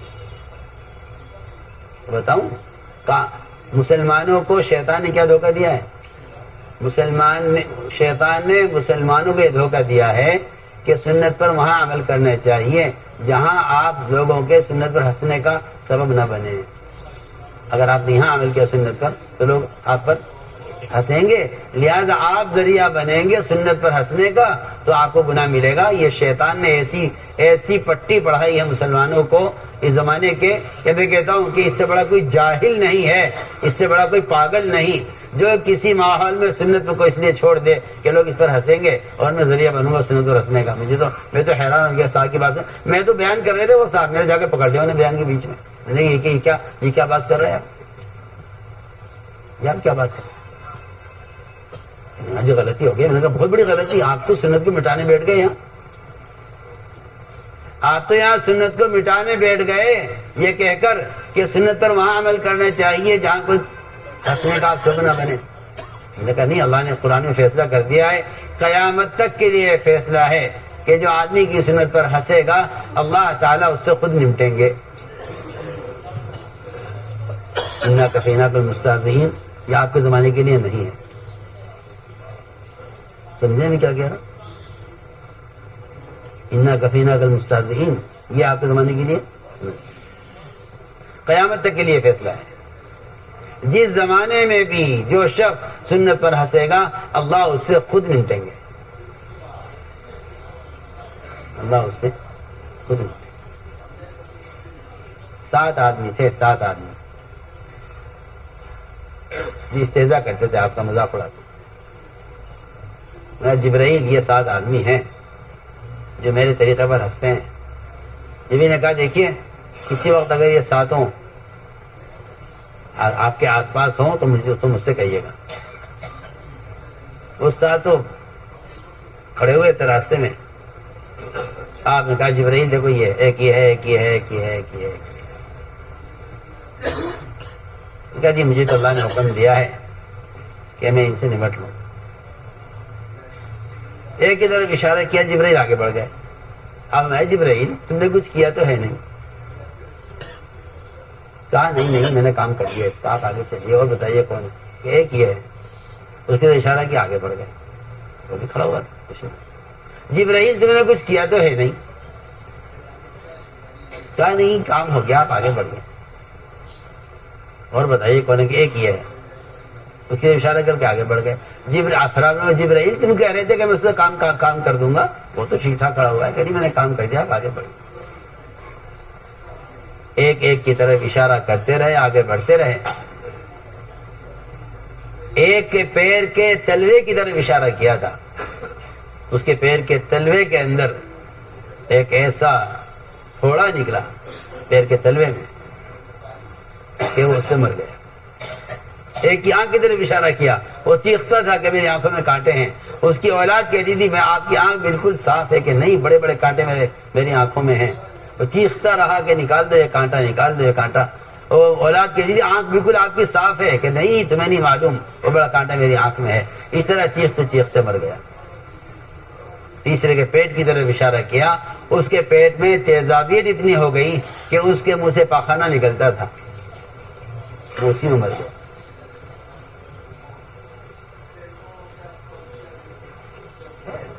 تو بات یہ ہے، آپ سمجھتے ہیں آپ کی یہ حماقت ہے کہ کیونکہ مسلمان دنیاوی فنون میں آگے نہیں بڑھا اس لیے غیر مسلط ہے، مسلمان مغلوب ہے۔ یہ اس زمانے کے جاہلوں کا خیال ہے جو مسلمانوں کے لیڈر بن کر بیٹھے ہیں، اور وہ یہ سمجھاتے ہیں مسلمانوں کو کہ اگر تم تعلیم میں آگے ہوتے نا فنون میں تو تم ان پر مسلط ہوتے۔ کسی صحابی سے کسی نبی سے یہ بات ثابت نہیں ہے، کہیں قرآن حدیث میں یہ بات ثابت نہیں ہے جو آپ کہہ رہے ہیں کہ اگر مسلمان فنون میں آگے ہوتا تو مسلمان غالب ہوتا۔ صحابہ کہتے ہیں ہم کبھی تعداد سے استعداد سے غالب نہیں آئے، ہمیں اللہ نے جب غلبہ دیا ہے تو صرف اتباع سنت پر غلبہ دیا ہے۔ آپ اس روایت پر غور کر لیجئے جس میں اعلیٰ قسم کی عبادت، اعلیٰ قسم کا اخلاص، اعلیٰ قسم کی قربانیاں، لیکن صرف ایک مسواک کی سنت کے چھوٹنے نے فتح ہونے نہیں دی. آپ سوچیں تو صحیح, آپ یہودی بن کر غیروں پر مسلط ہونا چاہتے ہیں, وہاں ایک سنت کے چھوٹنے پر بھی صحابہ مغلوب رہے. آپ سنیے تو صحیح میں کیا کہہ رہے ہیں. آپ نے معاشرے میں یہودی بن کر غیروں پر غلبہ چاہتے ہیں, آپ معاشرے میں یہودی بن کر غیروں پر غلبہ چاہتے ہیں, وہاں صحابہ اعلیٰ قسم کا عمل, لیکن صرف ایک مسواک کی سنت کے چھوٹنے کی وجہ سے دشمن پر غلبہ حاصل نہیں ہوا. بیٹھ کے مشورہ کیا, آخر کیا بات ہے, نمازیں اعلیٰ درجے کی ہیں, سچائی اخلاص اعلیٰ درجے کا ہے, اللہ کے لیے لڑ رہے ہیں, آخر کیوں کہ ہاں مسواک چھوٹ گئی, اب یاد آیا, کیونکہ مسواک کی تو دشمن میدان چھوڑ کر بھاگا. آپ سوچیں اگر محمد صلی اللہ علیہ وسلم کی مسواک میں اتنا رعب ہے جس پر وضو موقوف نہیں ہے, اگر آپ بغیر مسواک کے وضو کریں تو نماز ہو جائے گی, نماز ہو جائے گی. لیکن آپ جو کہتے ہیں نا کہ اس کے بغیر بھی اسلام ہو جائے گا, اس کے بغیر بھی اسلام ہو جائے گا, اس کے بغیر بھی اسلام ہو جائے گا, کہ نہیں, بغیر کا مطلب یہ نہیں کہ آپ کی نماز نہیں ہوگی, نماز آپ کی ہو جائے گی, لیکن مسواک کی ایک سنت کا رعب اتنا ہے, مسواک کے رعب کا, مسواک کی سنت کا رعب اتنا ہے کہ جو دشمن تلوار سے پیچھے نہیں ہٹ رہے تھے وہ مسواک سے ڈر کے بھاگے. جس رعب سے اللہ نے محمد صلی اللہ علیہ وسلم کی مدد کی ہے, اللہ نے قیامت تک کے لیے وہ رعب آپ کی سنتوں میں رکھ دیا ہے. تو لوگ یہ دیکھتے ہیں بھائی موقع دیکھو, موقع ہے یا نہیں, موقع ہے یا نہیں. عداس غلام, مشترک غلام عتبہ شیبہ کا, عداس مشترک غلام عتبہ و شیبہ کا, اس کے اسلام لانے کا جو اصل سبب بنا ہے وہ آپ صلی اللہ علیہ وسلم کے انگور کا دانہ لے کر بسم اللہ پڑھنے پر. عداس نے پوچھا, آپ نے کیا پڑھا ہے؟ آپ نے, آج کل کے لوگ تو بیچارے بے عقل ہیں, کہیں سے نماز کے فوٹو دکھا دیے, کہیں سے جلسے کے فوٹو دکھا دیے, کہیں سے حج کو نشر کر دیا کہ لو جی ماشاءاللہ دیکھو اسلام. کوئی بات ہے بنا, جی اسلام دکھا رہے, کہیں جلسہ دکھلا دیا, کہیں کا مدرسہ دکھلا دیا, کہیں حج دکھلا دیا. حالانکہ اللہ کے مدد کے آنے کے لیے سب سے بنیادی چیز یہ تھی کہ اگر آپ اتباع سنت پر ہیں تو اللہ تعالی مسلمان کے اتباع سنت کے بقدر باطل کے دل میں رعب پیدا کریں گے. ورنہ بات آپ یاد رکھیے گا, مسلمان کے صرف فرائض کے ادا کرنے سے باطل میں کوئی رعب پیدا نہیں ہوتا, بلکہ روایتوں میں ملتا ہے کہ کفار انتظار میں رہتے تھے کہ نماز پڑھیں گے تو ان پہ حملہ کریں گے, کہ نماز پڑھیں گے. اللہ نے نماز کو پھر سادہ خوف کیا, دو حصوں میں تقسیم کیا کہ بھائی اگر دشمن کا خطرہ ہے تو تمہیں نماز کی 2 جماعتیں کر لو. صلاۃ خوف دی گئی ہے, کیا دی گئی؟ صلاۃ خوف دی.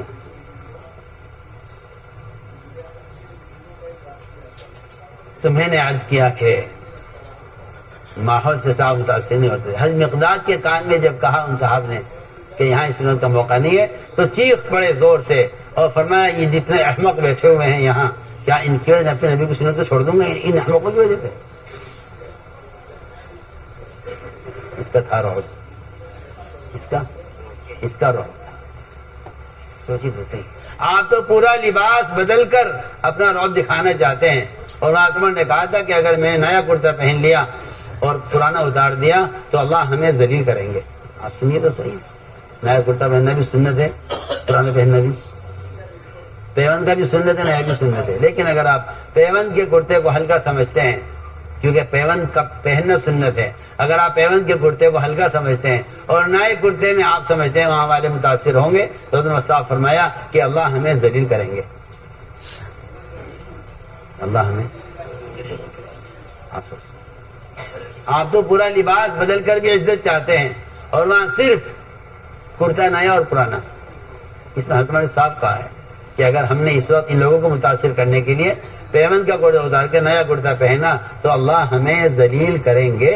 حضرت عمر کا قول کا میں ترجمہ کر رہا ہوں.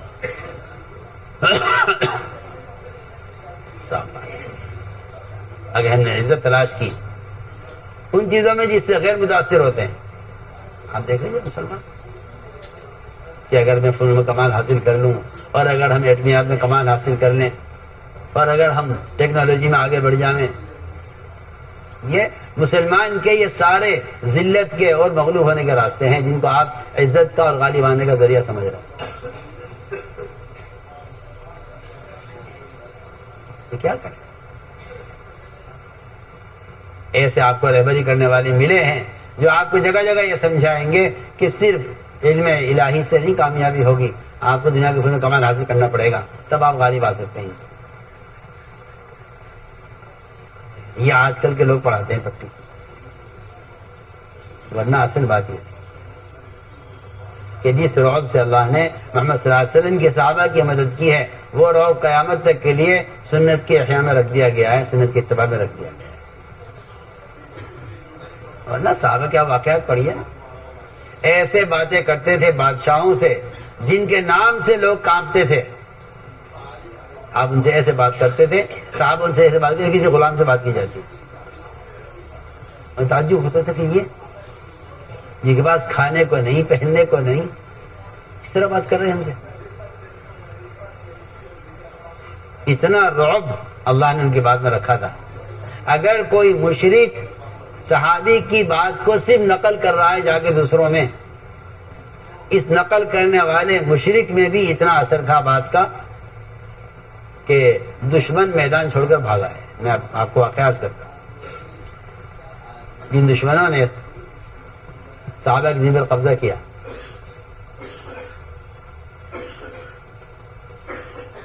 صحابہ کی زمین پر قبضہ کیا، بھائی دیکھو یہاں سے یا تو یہاں رہو، یہاں سے نکل جاؤ، کہ نہیں ہم یہاں سے نکلیں گے نہیں بلکہ تمہیں نکالیں گے۔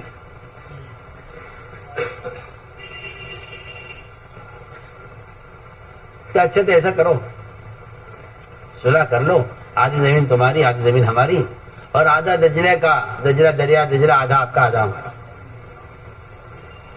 تقسیم کر لو۔ نہیں یہ بھی نہیں ہوگا، بلکہ ایک کمزور سے کمزور صحابی، بہت ہی کمزور تھے، جی ہاں، ہماری حیثیت ان کی ایسی کہ جس سے غیر متاثر ہوتے، نہ ان کی قوت جسمانی ایسی کہ ان کی طاقت سے لوگ متاثر ہوتے۔ بہت کمزور ایک صحابی نے یہ کہہ دیا اپنی زبان سے کہ آپ تو کہہ رہے ہیں کہ جگہ آدھی آدھی کر لو، ہم آپ سے کہتے ہیں کہ ادھر کی زمین کا جو آخری کنارہ ہے، اس آخری کنارے پر جو پھل ہے، ہم اس پھل کو اپنے یہاں کی آخری زمین کے آخری درخت پر جو شہد کا چھتا لگا ہوا ہے اس کے ساتھ ملا کر کھائیں گے۔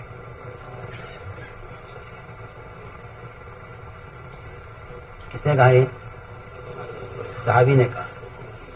میں نے کہا جی زمین آدھی آدھی کر لو، آدھی زمین آپ کی، ادھر کی زمین آپ کی، ادھر کی زمین ہماری، اور دریائے دجلہ آدھا دریا آپ کا آدھا دریا ہمارا، کھاؤ پیو موج سے رہو۔ آپ سن لیجئے، ہم تو یہ کہتے ہیں کہ آپ کی جو زمین کی کا درخت آخری درخت ہے، اس پر جو شہد کا چھتا لگا ہوا ہے، ہم آخری درخت کے پھل کو اس سے ملا کر کھائیں گے، یعنی یہاں کی زمین کا آخری کونا، ادھر کی زمین کا آخری کونا سب ہمارا ہے۔ یہ ایک صحابی نے، کس سے؟ ایک مشرک سے، سنو تو صحیح،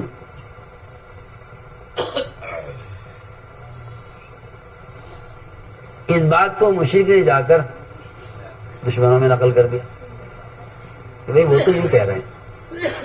اتنی بات اس کی سننی تھی مشرک کی، سارا دشمن زمین چھوڑ کر بھاگ رہے ہیں، سامان چھوڑ کر بھاگ گئی۔ کہا کیا ہوا؟ آپ کے آدمی نے ایسی بات کہی۔ حالانکہ سب نے صحابی سے نہیں سنا، ان صحابی سے تو ایک مشرک نے سنا ہے، اس ایک مشرک نے اس بات کو صرف نقل کیا ہے جا کر، سب بھاگ۔ ایک بہت بڑا آدمی سے بھاگا نہیں جا رہا تھا، اس کو ایک صحابی نے پکڑا، بھائی کیا بات ہے، تم لوگ کیوں بھاگ رہے علاقہ چھوڑ کر، کیا بات ہے؟ رہو آرام سے کہ نہیں، میں تمہارے ایک آدمی نے ایک بات کہی ہے جس کی وجہ سے ہم سب ڈرے ہوئے ہیں، ہم سب جا رہے ہیں۔ واقعی کیا بات کی؟ کس نے کہی؟ کہ وہ تمہارے وہ ہے نا وہ فلاں بوڑھا آدمی، انہوں نے بات کی. صاحب نے پکڑا، بھائی ایسا کیا کہہ دیا تم نے کہ کیا میری تو کوئی بات ہی نہیں کسی. لوگوں نے کہا نہیں بتاؤ تسی کیا بات. تم نے کہا میں نے کسی سے کوئی بات ہی نہیں کی. سے بلایا کہ بھائی دیکھو یہ یوں کہہ رہے ہیں، تم نے یہ بات کہی ہے.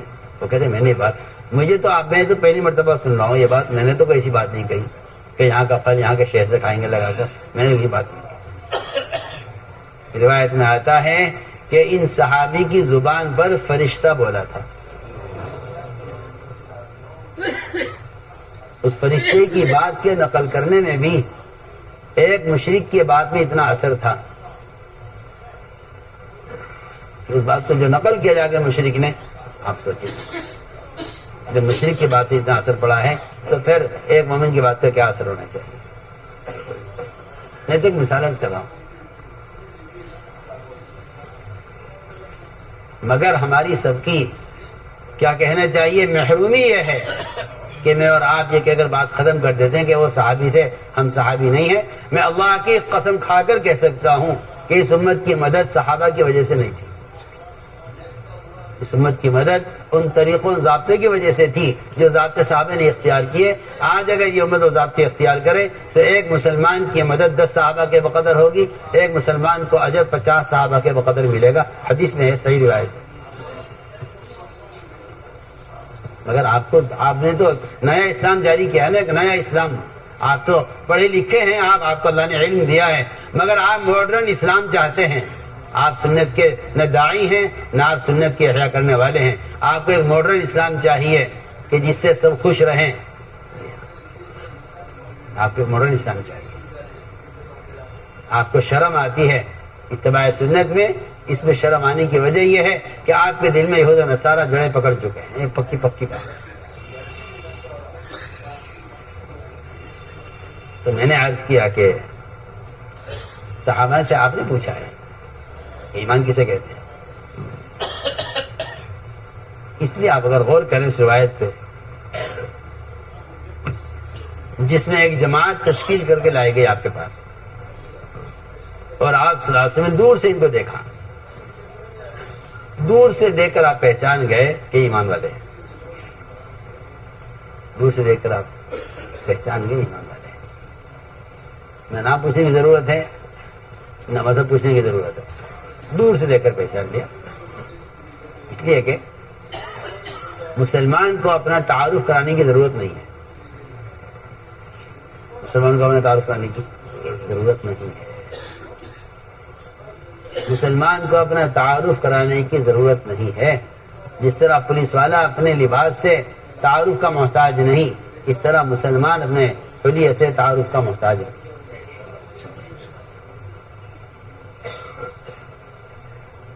آپ دوسرے دیکھ کر سمجھ گئے کہ ایمان والے ہیں. آپ نے سوال کیا ما انتم، یہ سوال اس کا نہیں تھا کہ آپ کون لوگ ہیں. صاف ہے روایت کے اندر یہ سوال اس کا تھا کہ اگر آپ ایمان والے ہیں تو پھر آپ کے ایمان کی دلیل کیا ہے. یہ سوال اس کا تھا. وہ تو نظر آ رہا کہ ایمان والے ہیں. فرمایا ایمان والے تو تم ہو، نظر آ رہا ہے صاف، لیکن تمہارے ایمان کی حقیقت کیا ہے.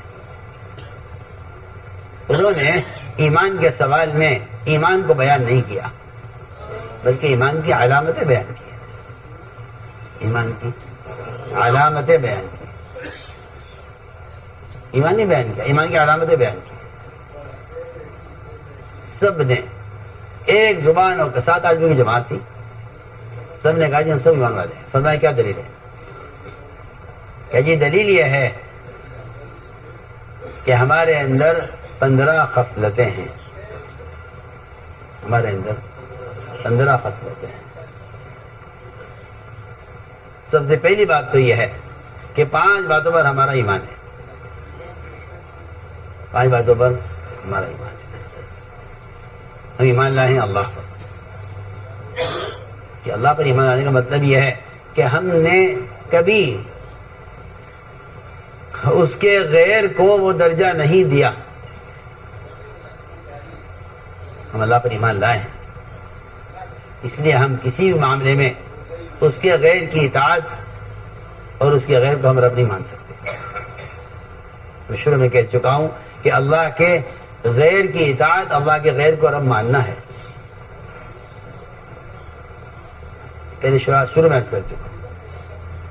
پہلی بات تو یہ ہے کہ ایمان لائے اللہ، اور ایمان لائے اس کے فرشتوں پر، اور ایمان لائے اس کی کتابوں پر. اس زمانے میں مسلمان کا خیال یہ ہے کہ قرآن کو وحی ماننا یہ قرآن پر ایمان لانا ہے. سنا جی آپ سے کچھ کہہ رہا مجھے، میں آپ سے کہہ رہا ہوں نا بار بار کہ ایمان ایمان. میرے اور آپ کے اس زمانے میں مسلمانوں کا خیال یہ ہے کہ قرآن کو آخری کتاب سمجھنا، اور قرآن کو آسمانی کتاب سمجھنا، اور قرآن کو محمد صلی اللہ علیہ وسلم پر نازل ہونے والا، قرآن کو نبی پر نازل ہونے کا اقرار کرنا، اس کو قرآن پر ایمان لانا کہتے ہیں. حالانکہ اس سے قرآن پر ایمان لانا نہیں کہتے. میں کچھ کہنا چاہتا ہوں. میں شروع سے ایک بات عرض کر رہا آپ سے کہ میں اور آپ سب ایمان کے بارے میں بالکل غلط فہمی کا مبتلا ہے. ہم سمجھتے ہیں قرآن کو قرآن ماننا اور قرآن پر ایمان لانا ہے. میں کہتا ہوں یہ کافر کے لیے تھا کہ وہ قرآن کو قرآن مان لے، مومن کے لیے یہ بات نہیں ہے. مومن کے لیے یہ بات نہیں. آپ کا خیال غلط ہے. مومن کے لیے یہ بات نہیں ہے کہ وہ قرآن کو قرآن ماننے کو ایمان سمجھے. نہیں، بالکل نہیں. آپ اس دھوکے میں ہیں کہ میں اسے اللہ کی کتاب تسلیم کرتا ہوں، یہ میرا ایمان ہے. اس پر نہیں. میرے دوستو عزیزو، قرآن کو اللہ کی کتاب تسلیم کر لینا، اس پر تو کفار مکہ بھی پہنچے ہوئے تھے. اس میں دوسرے کون؟ کفار مکہ.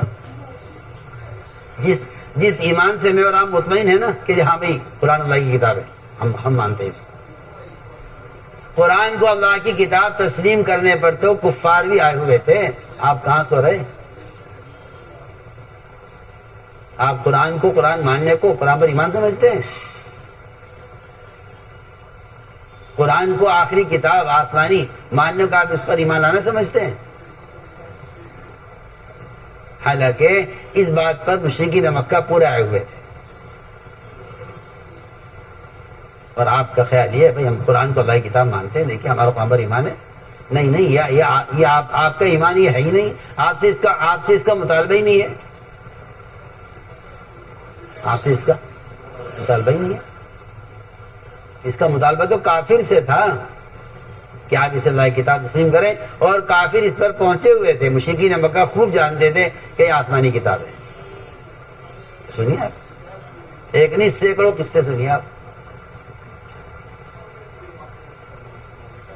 جس شاعر کا شعر سب سے زیادہ عمدہ مانا جاتا تھا، اس کا شعر بیت اللہ پر لٹکایا جاتا تھا. سورہ کوثر نازل ہوئی، 3 آیتیں. سب سے مختصر صورت. تمہارے علی لے جاؤ، یہ کعبے پر لٹکا دو. یا رسول اللہ، تو بڑے بڑے شاعروں کی لمبی لمبی غزلیں وہاں لٹکی ہوئی ہیں. کہا نہیں علی جاؤ، کوثر لٹکا دو وہاں. سورہ کوثر لٹکائی گئی. سارے کافر شاعروں نے اپنے اپنے اشعار اتار لیے وہاں سے، اور یہ کہ آج تو محمد صلی اللہ علیہ وسلم پر اتنی بلیغ صورت نازل ہوئی ہے کہ اس نے سارے اشعار فیل کر دیا. سارے اشعار.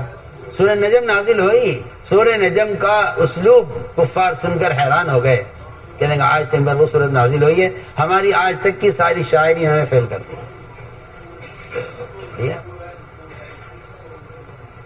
میں آپ سے پوچھتا ہوں کہ میرا ایمان اتنا ہے کہ ہاں یہ اللہ کی کتاب ہے. اور آپ کو معلوم ہونا چاہیے کہ کفار مکہ اس بات پر حسد کرتے تھے کہ یہ قرآن پر کیوں نازل کیا گیا ہے. قرآن پر آپ بتائیں، وہ قرآن کو سمجھتے ہوں گے تبھی تو کہہ رہے یہ بات. سنیے نا آپ، انہیں حسد ہے اس پر. وہ قرآن میں خود اللہ نے بیان کیا ہے عظیم، کہ یہ قرآن اتنی عظیم کتاب ہے اور اتنی بڑی کتاب ہے اور اتنا بلیغ کلام ہے، یہ انہیں کیوں دیا گیا ہے؟ طائف مکے کی بستی کے کسی بڑے سردار کو دیا جاتا نا، ہم میں سے کسی کے پاس آتا ہی ہے، ان کو کیوں دیا گیا ہے؟ وہ قرآن کچھ تو سمجھتے ہوں گے. آپ صرف قرآن ہونے پر ایمان لانے کو ہی آپ سمجھتے ہیں کہ ہمارا کمال ہے. ہم کہتے ہیں یہاں مشرکین مکہ پہنچے ہوئے تھے، جہاں آپ پہنچ کر مطمئن ہیں وہاں کفار مکہ پہنچے ہوئے تھے. سوچیے، ورنہ آپ نے صاف فرمایا، روایت میں صاف ہے، آپ نے صاف فرمایا، غیبت کرنے والے سے فرمایا کہ تمہارا قرآن پر ایمان نہیں ہے. صاف ما عمل قرآنی من استحل محارما، جس آدمی سے غیبت ہو گئی آپ فرمایا کہ تمہارا قرآن پر ایمان نہیں ہے. آپ بتائیے آپ کیا کہیں گے؟ آپ کہتے ہیں اس سے تو کمال ایمان مراد ہے، چھوڑی کوئی بات نہیں، غیبت کر لیجئے کیونکہ اس سے تو کمال ایمان مراد ہے. ارے وہ کمال ایمان کا آپ کو مکلف کیا گیا ہے نا. اگر آپ غیبت سے بچتے ہیں تو آپ کو قرآن پر ایمان ہے، اور آپ کہتے ہیں نہیں قرآن کا قرآن ہونا ایمان ہے، ہم کہتے ہیں نہیں حرام سے بچنا ایمان ہے. آپ سوچیں نا، فرق دیکھیں. آپ جس سطح کے ایمان پر اٹکے ہوئے ہیں، آپ قرآن ہونے کو ایمان کہتے ہیں، ہم کہتے ہیں قرآن کے حرام سے بچنا ایمان ہے. ورنہ قرآن ہونے پر تو مشرکین مکہ بھی یہ پہنچے ہوئے ہیں. آپ سے عرض کر چکا ہوں ہمارا قرآن پر ایمان ہے، اللہ کی کتاب پر ہمارا ایمان ہے، اور آخر کے دن پر ہمارا ایمان ہے، تقدیر پر ہمارا ایمان ہے. تقدیر پر ایمان کسے کہتے ہیں؟ تقدیر پر ایمان اسے کہتے ہیں، تقدیر پر ایمان اسے کہتے ہیں کہ آپ اللہ کے فیصلے پر اپنی رضا ظاہر کریں، نفع ہو یا نقصان، نفع ہو یا نقصان. اگر مسلمان کے لیے نفع اور نقصان میں اللہ کی حمد برابر نہیں ہے تو یہ نہ کوئی خیر حاصل کر سکتا ہے نہ کسی شر سے بچ سکتا ہے. خیر اللہ سے خیر لینے کا راستہ یہ ہے کہ تم اس کے اس فیصلے سے راضی ہو جاؤ جو فیصلہ تمہاری چاہت کے خلاف ہوا ہے. اللہ تعالیٰ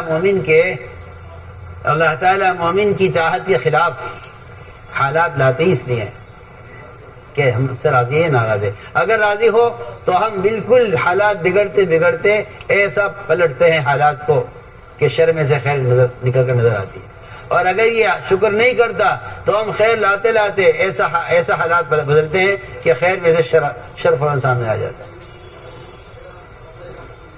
اس لیے فرمایا کہ تقدیر پر ایمان، کہ میں اللہ کے فیصلے سے راضی ہوں، وہ جو فیصلہ کرے،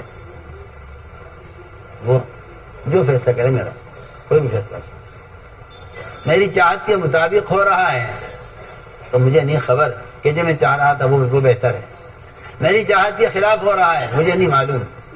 آسان تک کرو شیء ہو خیر لکم، کہ تم دیکھ چیز کو ناگوار سمجھتے ہو، تمہیں نہیں معلوم کہ اس شر میں کیا خیر چھپی ہوئی ہے، اور تمہیں نہیں معلوم اس شر میں کیا خیر چھپی ہوئی ہے، تمہیں نہیں معلوم.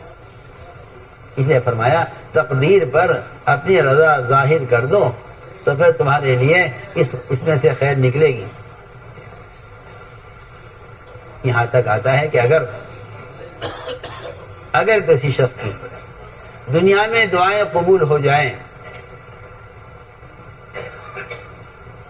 اور پھر آخرت میں اس کو وہ دعائیں دکھلائے جائیں جو قبول نہیں ہوئی تو تمنا کرے گا کاش میری دنیا میں کوئی دعا قبول نہ ہوئی ہو. اسے معلوم ہی نہیں جو یہ چاہ رہا تھا وہ بہتر ہے، یہ جو اللہ نے فیصلہ کیا وہ ویسی، اس کو نہیں معلوم. تمنا کرے گا یہ کہ کاش میری کوئی دعا قبول نہ ہوئی. تمنا جو دعا کی قبولی کی تمنا آدمی دنیا میں کر رہا ہے، آخرت میں یہ تمنا کرے گا کاش یہ دعائیں قبول نہ ہوئی ہوتی. یہ دعائیں قبول نہیں ہوئی، ان کا جب بدلہ دیکھے گا تو دنیا سے کہیں زیادہ بہتر ہوگا. تو انہوں نے یہ کہا کہ تقریباً ہمارا ایمان ہے. آپ نے فرمایا وہ 5 باتیں کیا ہیں جن پر تمہارا عمل ہے. یعنی 5 پر ہمارا عمل ہے. ہمارا پہلا عمل یہ ہے کہ ہم شہادتین کی گواہی دیتے ہیں. دیکھو اس کو عمل میں شمار کیا ہے، اس لیے ہم کہتے ہیں کہ شہادتین کی گواہی دینا. اس کو ہاتھ میں اٹھاؤ. شہادتین کی گواہی دینا یہ ایک عملی فریضہ ہے نماز کی طرح. یہ نہیں میں جانتا ہوں اللہ ایک ہے، ہم سارے اللہ کے رسول ہیں، یہ جاننے کی چیز نہیں ہے. نہ یہ جاننے کی چیز نہیں ہے، یہ تصور کی بھی چیز نہیں ہے. ایک مرتبہ اس بات کا علم ہو جانا یہ کافی نہیں ہے. ایک مسلمان کا یہ جاننا کہ اللہ ایک ہے، اللہ کے رسول محمد صلی اللہ علیہ وسلم اللہ کے نبی اس کے رسول ہیں، اس بات کا جاننا کافی نہیں ہے. اس بات کا جاننا کافی نہیں، اس بات کا جاننا بھی کافی نہیں، اس کو ماننا بھی کافی نہیں، بلکہ شہادتین کی عملی طور پر گواہی دیتے رہنا. اس کو اس لیے نماز کس طرح عمل میں شمار کیا ہے، یہ بہت سمجھنے کی بات ہے. توحید و رسالت کو بیان کرنا عمل ہے. اس لیے اس روایت میں آپ غور کریں، اس میں اس کو عقیدے میں شمار نہیں کیا جو 5 باتیں پہلے عرض کی گئی ہیں، اللہ پر ایمان لائے، آخرت پر ایمان. شہادتین کی گواہی کو عمل کے ساتھ شمار کیا ہے. جی ہاں، یہ ان لوگوں کی فقاہت کی علامت ہے، ان کے فقیہ ہونے کی علامت ہے یہ. حالانکہ پہلی ملاقات ہو رہی ہے آپ سے، لیکن جماعت اتنا سکھلا کر لائی، جماعت آپ کی اتنا سکھلا کر لائی ہے ان کو کہ پہلے امتحان میں پہلی ملاقات میں آپ صلی اللہ علیہ وسلم نے ان کے فقیہ ہونے کی سند ان کو دے دی کہ یہ فقہا ہے. تو انہوں نے کہا جی ہم شہادتین کی گواہی دیتے، یہ ہمارا عمل ہے، یہ ہمارا عمل ہے کہ ہم شہادتین کی گواہی دیتے. دوسرا عمل یہ ہے ہمارا کہ ہم نماز قائم کرتے ہیں. ہم نماز، بھائی ہاتھ رکھو منہ پہ، یہ کیا طریقہ ہے؟ ہاتھ رکھا کرو منہ پر. یہ جانور کا طریقہ ہے کہ منہ کھول دیتا ہے. ہاتھ رکھو منہ پر، ورنہ شیطان داخل ہو جائے گا، کوئی بات دل میں اترے گی نہیں. اس کو کوشش کیا کرو پوری. کہ نماز قائم کرتے ہیں. اور واقعی میں عرض کرتا ہوں کہ میں اور آپ اپنی خلوتوں کو دیکھ لیں، میں اور اپنی خلوتوں کو دیکھ لیں. اگر خلوت کے گناہوں میں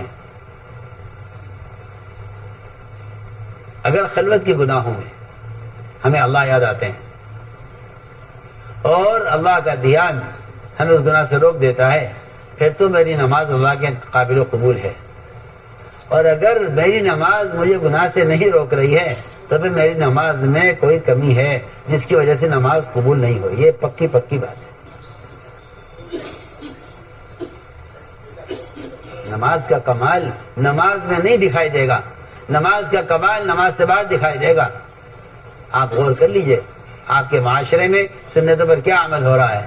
آپ کو معاشرے میں خلاف سنت عمل سے نفرت ہے یا نہیں؟ اگر آپ کو معاشرے میں خلاف سنت عمل سے نفرت ہے آپ کے دل میں، تب تو آپ کی نماز کامل ہے. اور اگر آپ کو معاشرے میں خلاف سنت عمل سے نفرت نہیں ہے اور سنت کے چھوڑنے کا غم نہیں ہے تو آپ کی نماز میں کمی ہے. میں پکی بات کہتا ہوں. آپ نے صرف رکوع سجدے کرنے، قوم قاعدے کرنے کو آپ نے نماز سمجھا ہے، ایسا نہیں ہے. بلکہ سارے صغیرہ کبیرہ گناہوں کا جو سبب ہے اصل، وہ نماز کا بگڑنا ہے. من اقام فقد اقام الدین. اقام الدین کا کیا مطلب ہے؟ اقام الدین کا مطلب یہ نہیں ہے کہ آپ فرائض پر عمل کر رہے ہیں. اقام الدین کا مطلب یہ ہے کہ دین کے تمام شعبے قائم ہوں، معاملات میں، معاشرے میں، اخلاق میں، عبادات میں. اگر دین کے سارے شعبے قائم ہیں تو آپ کی نماز درست ہے اور کامل ہے. اور اگر دین کا کوئی شعبہ چھوٹ رہا ہے اور اس کا حکم ٹوٹ رہا ہے تو یہ نماز کی خرابی کا اس پر اثر پڑا ہے. پڑھیے حدیث، پڑھیے. آپ نے حدیث میں سنا ہوگا، پڑھا ہوگا کہ نماز مومن کے لیے اسلام میں ایسا ہے جیسے انسان کے جسم میں اس کا سر. اور آپ نے اس روایت کو صرف یہ کہہ کر نمٹا دیا. مجھے حیرت ہے فرا پر بھی جنہوں نے تشریح کی ان روایتوں کی، اور اس طرح کہہ کے نمٹا دیا کہ اگر نماز نہیں ہے تو پھر اسلام میں اس کا کوئی حصہ نہیں ہے. ایسی اتنی بات نہیں ہے. اگر نماز نہیں کا مطلب یہ ہے کہ اس کا سر اگر کاٹ دیا جائے تو انسان زندہ نہیں رہ سکتا. اس لیے اگر نماز نہیں ہے تو اسلام نہیں ہے. ہم عرض کرتے ہیں کہ بات اتنی نہیں ہے، بات اتنی سی نہیں ہے. ایسے ہی متوجہ کرو. بات اتنی سی نہیں ہے. میں ایک بات آپ سے کہتا ہوں سب سے،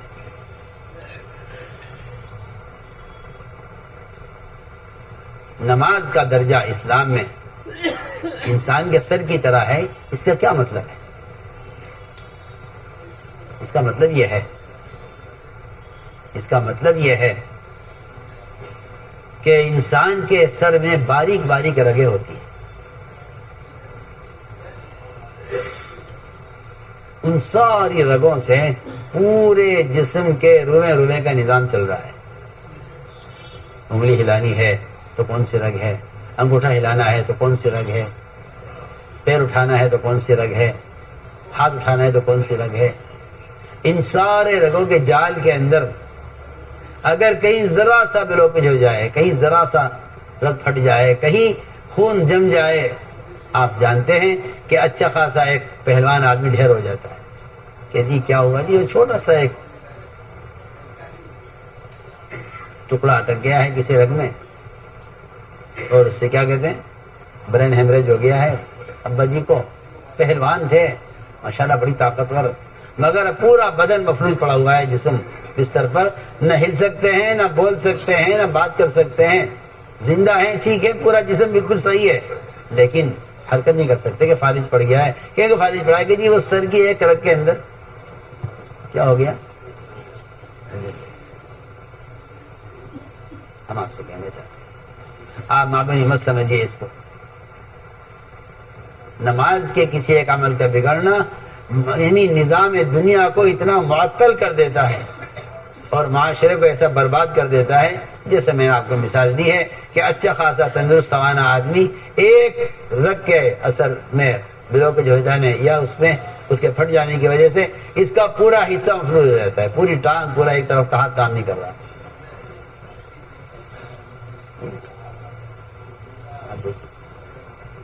آپ کو لے جاتے ہیں اسپتال میں اور پہلا کام یہ کرتا ہے ڈاکٹر کہ آپ کے پیر میں سوئی چبا کر دیکھتا ہے. اگر پیر میں سوئی چبانے سے آپ ہل گئے اور آپ نے چیخ ماری تو ڈاکٹر خوش ہو جاتے ہیں کہ نہیں جی آپ بے فکر رہیے، آپ کا مریض ٹھیک ہے، خطرے سے باہر. اور اگر پیر میں سوئی چبانے یا فوراً چابی نکالتا ہے جیب میں سے اور آپ کے تلوے میں چباتا ہے زور سے، اگر آپ کو احساس نہیں ہوا کہ جی بس آپ کا مریض کوئی گارنٹی نہیں ہے، اس کا ٹھیک ہونا ممکن نہیں ہے، یہ اپنی مدت پوری کرے گا بستر میں پڑ کے. آپ جانتے ہیں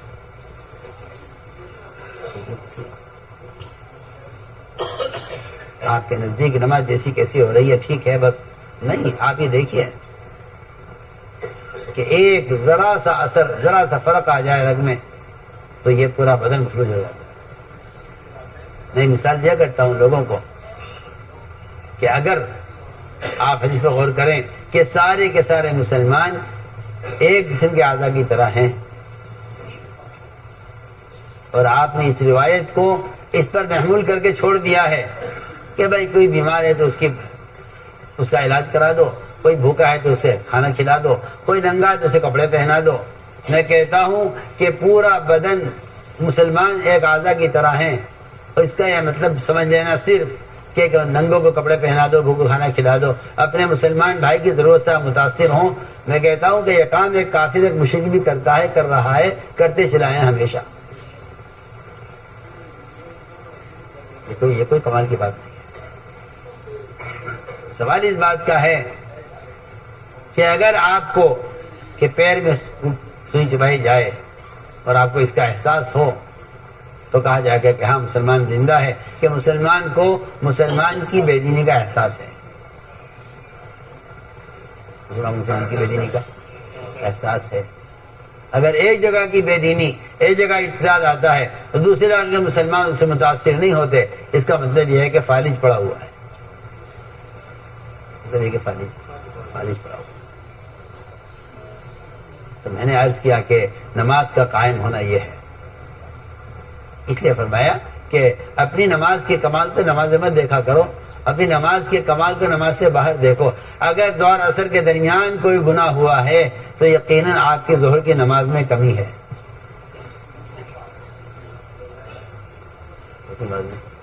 کمی ہے، ظہر کی نماز بگڑی ہے اس لیے گناہ ہوا ہے. اس لیے قرآن کا صاف فیصلہ ہے، اقیم الصلاۃ ان الصلاۃ تنہی عن الفحشاء والمنکر، نماز قائم کرو کہ نماز منکر سے یقین روک دیتی ہے۔ ابن عباس عبداللہ بن مسعود دونوں فرماتے ہیں کہ جس کی نماز اس کو منکر سے نہیں روکتی اس کی نماز اس کو اللہ سے دور کرتی رہتی ہے۔ اللہ تو نماز اللہ کے قرب کا ذریعہ ہے، دور ہونے کا مطلب ہے؟ کہا جی ہمارا اندر صفت یہ ہے کہ نماز قائم کرتے ہیں، اور نماز کے قائم کرنے کے دو حکم ہیں، دو مطلب ہیں۔ نماز کو درست کرنا اور نماز کو قائم کرنے کا مطلب یہ ہے کہ نماز کو امت میں رائج کرنا۔ نماز کو قائم کرنا یہ ہے کہ نماز کو امت میں رائج کرنا، ہر امتی نماز پر آئے، اس کی کوشش ہے۔ یہ نماز کے جو قائم کرنے کا حکم ہے کہ نماز کو قائم کرو، نماز کو قائم کرو۔ یہ نماز انفرادی نماز سے قائم نہیں ہوگی، امت کو نماز پر جمع کرنے سے نماز قائم ہوگی۔ جیسے ہم نماز قائم کرتے ہیں، رمضان کے روزہ رکھتے ہیں، بیت اللہ کا حج کرتے ہیں، اور خاص کی بات یہ ہے اپنے مالوں کی زکوٰۃ ہم دیتے ہیں، اپنے مالوں کی ہم زکوٰۃ دیتے ہیں، اپنے مالوں کی زکوٰۃ دیتے ہیں۔ کیا مطلب زکوٰۃ ادا کرنے کا؟ کیونکہ جس طرح ایک نمازی آدمی نماز پڑھنے کے لیے پانی تلاش کرتا ہے وضو کے واسطے، اس طرح ہم زکوٰۃ کا فریضہ ادا کرنے کے لیے مستحق کو تلاش کرتے ہیں زکوٰۃ دینے کے لیے۔ مستحق کو آج کل تو نظامی سارا الٹا ہوا ہے، چوپٹ، بیچارے مستحق تلاش کرتے ہیں زکوٰۃ دینے والوں کو، زکوٰۃ دینے والوں کو مستحق تلاش کرتے ہیں۔ اور اب تو وہ زمانہ آ گیا کہ جو مستحق نہیں ہوگی تو زکوٰۃ والوں کو تلاش کر رہا ہے۔ اب تو حالات ہی عجیب و غریب ہیں۔ اب تو لوگ مالدار بننے کے لیے زکوٰۃ لیتے ہیں۔ کیا بننے کے لیے؟ مالدار بننے کے لیے زکوٰۃ لیتے ہیں۔ پہلے زمانے میں غربت کو ختم کرنے کے لیے زکوٰۃ تھی، اس زمانے میں مالدار بننے کے لیے زکوٰۃ ہے۔ سنیے میں کیا کہہ رہا ہوں۔ جب آپ نے زکوٰۃ پہ کمیشن لگا دیا، سب سیدھی بات ہے، ڈھکی چھپی بات تو ہے نہیں، تو لوگ مالدار بننے کے لیے زکوٰۃ دیتے ہیں۔ بھائی دیجیے زکوٰۃ ہمیں، یہ ہمارا کمیشن ہے زکوٰۃ سے، ہم مالدار بن گئے۔ اتنا زکوٰۃ کا مال ایک آدمی کو دینا مکروہ ہے جس سے وہ آدمی خود صاحب نصاب بن جائے، دے نہیں سکتے آپ۔ اور زکوٰۃ کا مال دوسری جگہ منتقل کرنا بھی مکروہ ہے۔ اگر آپ کے علاقے میں فقیر ہے تو آپ زکوٰۃ کا مال کہیں لے جا نہیں سکتے۔ اس زمانے میں لوگوں کی مصیبت یہ پڑی ہے کہ بجائے فقراء کو تلاش کرنے کے زکوٰۃ کا مال دینے کے لیے، بجائے فقراء کو تلاش کرنے کے خیر کے کام لوگ تلاش کرتے ہیں۔ یہ خیر کا کام مل جائے تو میرا زکوٰۃ کا مال لگ جائے، تو کیا مل جائے؟ خیر کا کام۔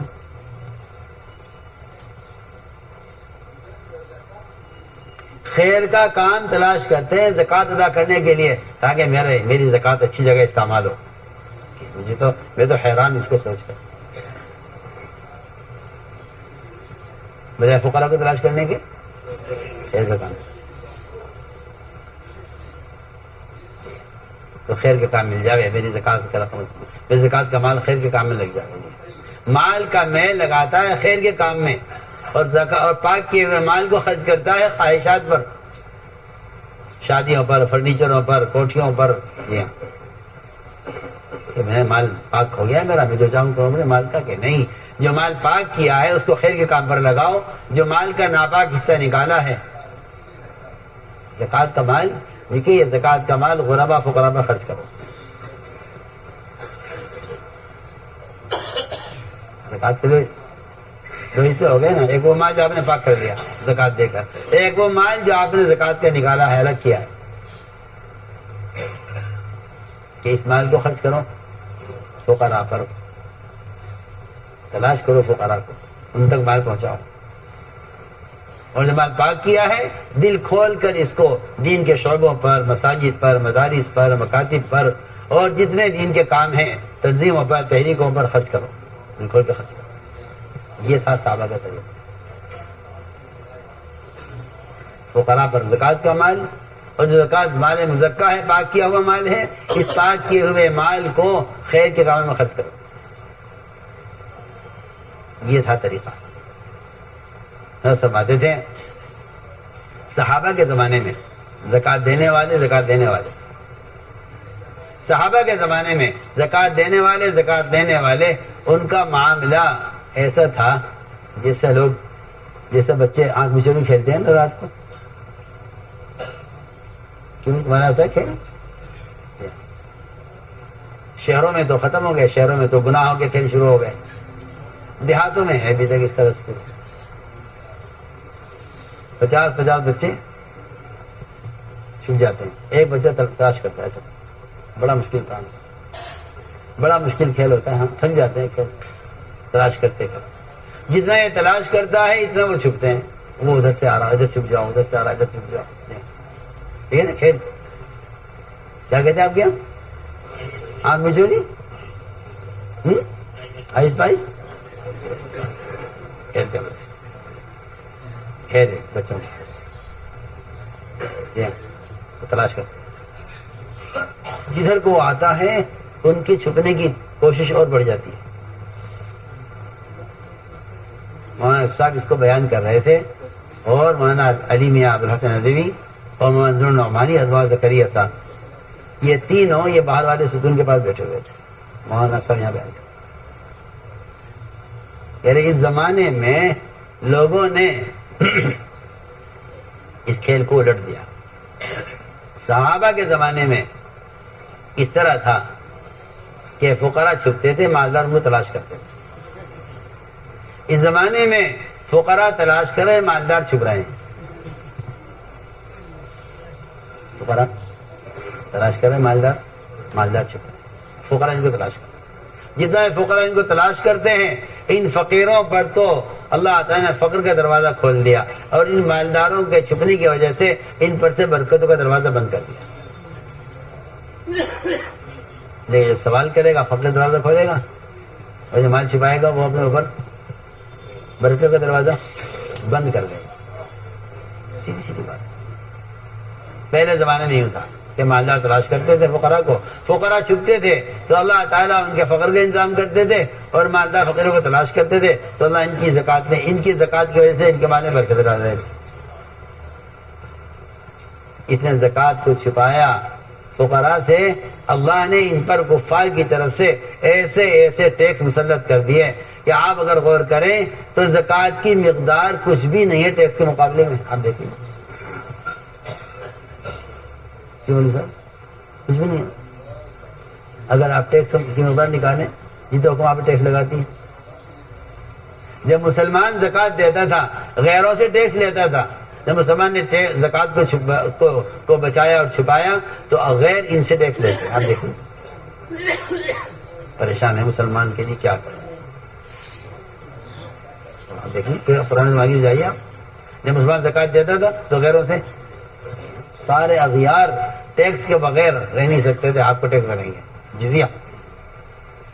جب مسلمان زکوٰۃ دیتا تھا جزیہ لیتا تھا، جب مسلمان زکوٰۃ دیتا تھا جزیہ لیتا تھا۔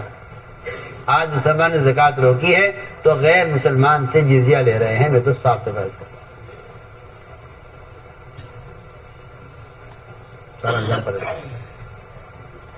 دیکھ لیا۔ آپ کو بھی آمدنی چھپانی پڑتی ہے ٹیکس سے بچنے کے لیے۔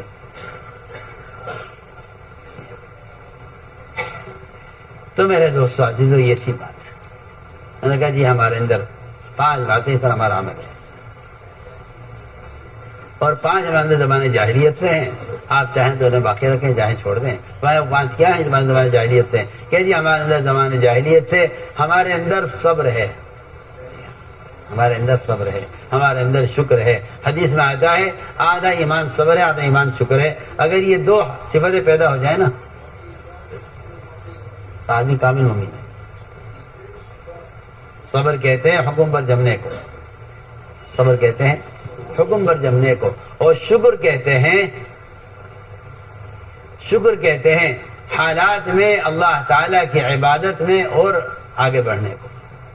یہ نہیں حالات آنے پر عمل چھوڑ دیں کہ نہیں، شکر کا مطلب ہے عبادت کی زیادتی، اور صبر کہتے ہیں حالات میں حکم پر جمنا، حالات میں حکم پر جمنا. جی ہاں، تنگی میں حکم پر جمنا اور فراخی میں عبادت کو بڑھانا. لوگ حالات میں حکم چھوڑ دیتے ہیں اور فراخی میں حکم کو بھول جاتے ہیں. یہ بھائی ہمارے اندر صبر ہے، ہمارے اندر شکر ہے، اور ہمارے اندر ایک صفت یہ ہے کہ ہم اس بات کو طے کر لیتے ہیں، اس پر جم جاتے ہیں. ہم میدان چھوڑ کے بھاگنے والے نہیں ہیں. جس بات کو طے کر لیتے ہیں اس پر جم جاتے ہیں. اور ایک صفت ہمارے اندر یہ بھی ہے کہ اگر ہمارے دشمنوں کی مصیبت آتی ہے ہم اس سے خوش نہیں ہوتے. یہ ان کے اعلیٰ اخلاق ہیں. ان کے آج زمانے کا مسلمان تو مسلمان پر آنے کے حالات سے خوش ہوتا ہے. اس زمانے میں حال یہ تھا کہ کفار پر آنے والے حالات سے صحابہ خوش نہیں ہوتے. وہی انسان ہے بیچارے، انسان ہے.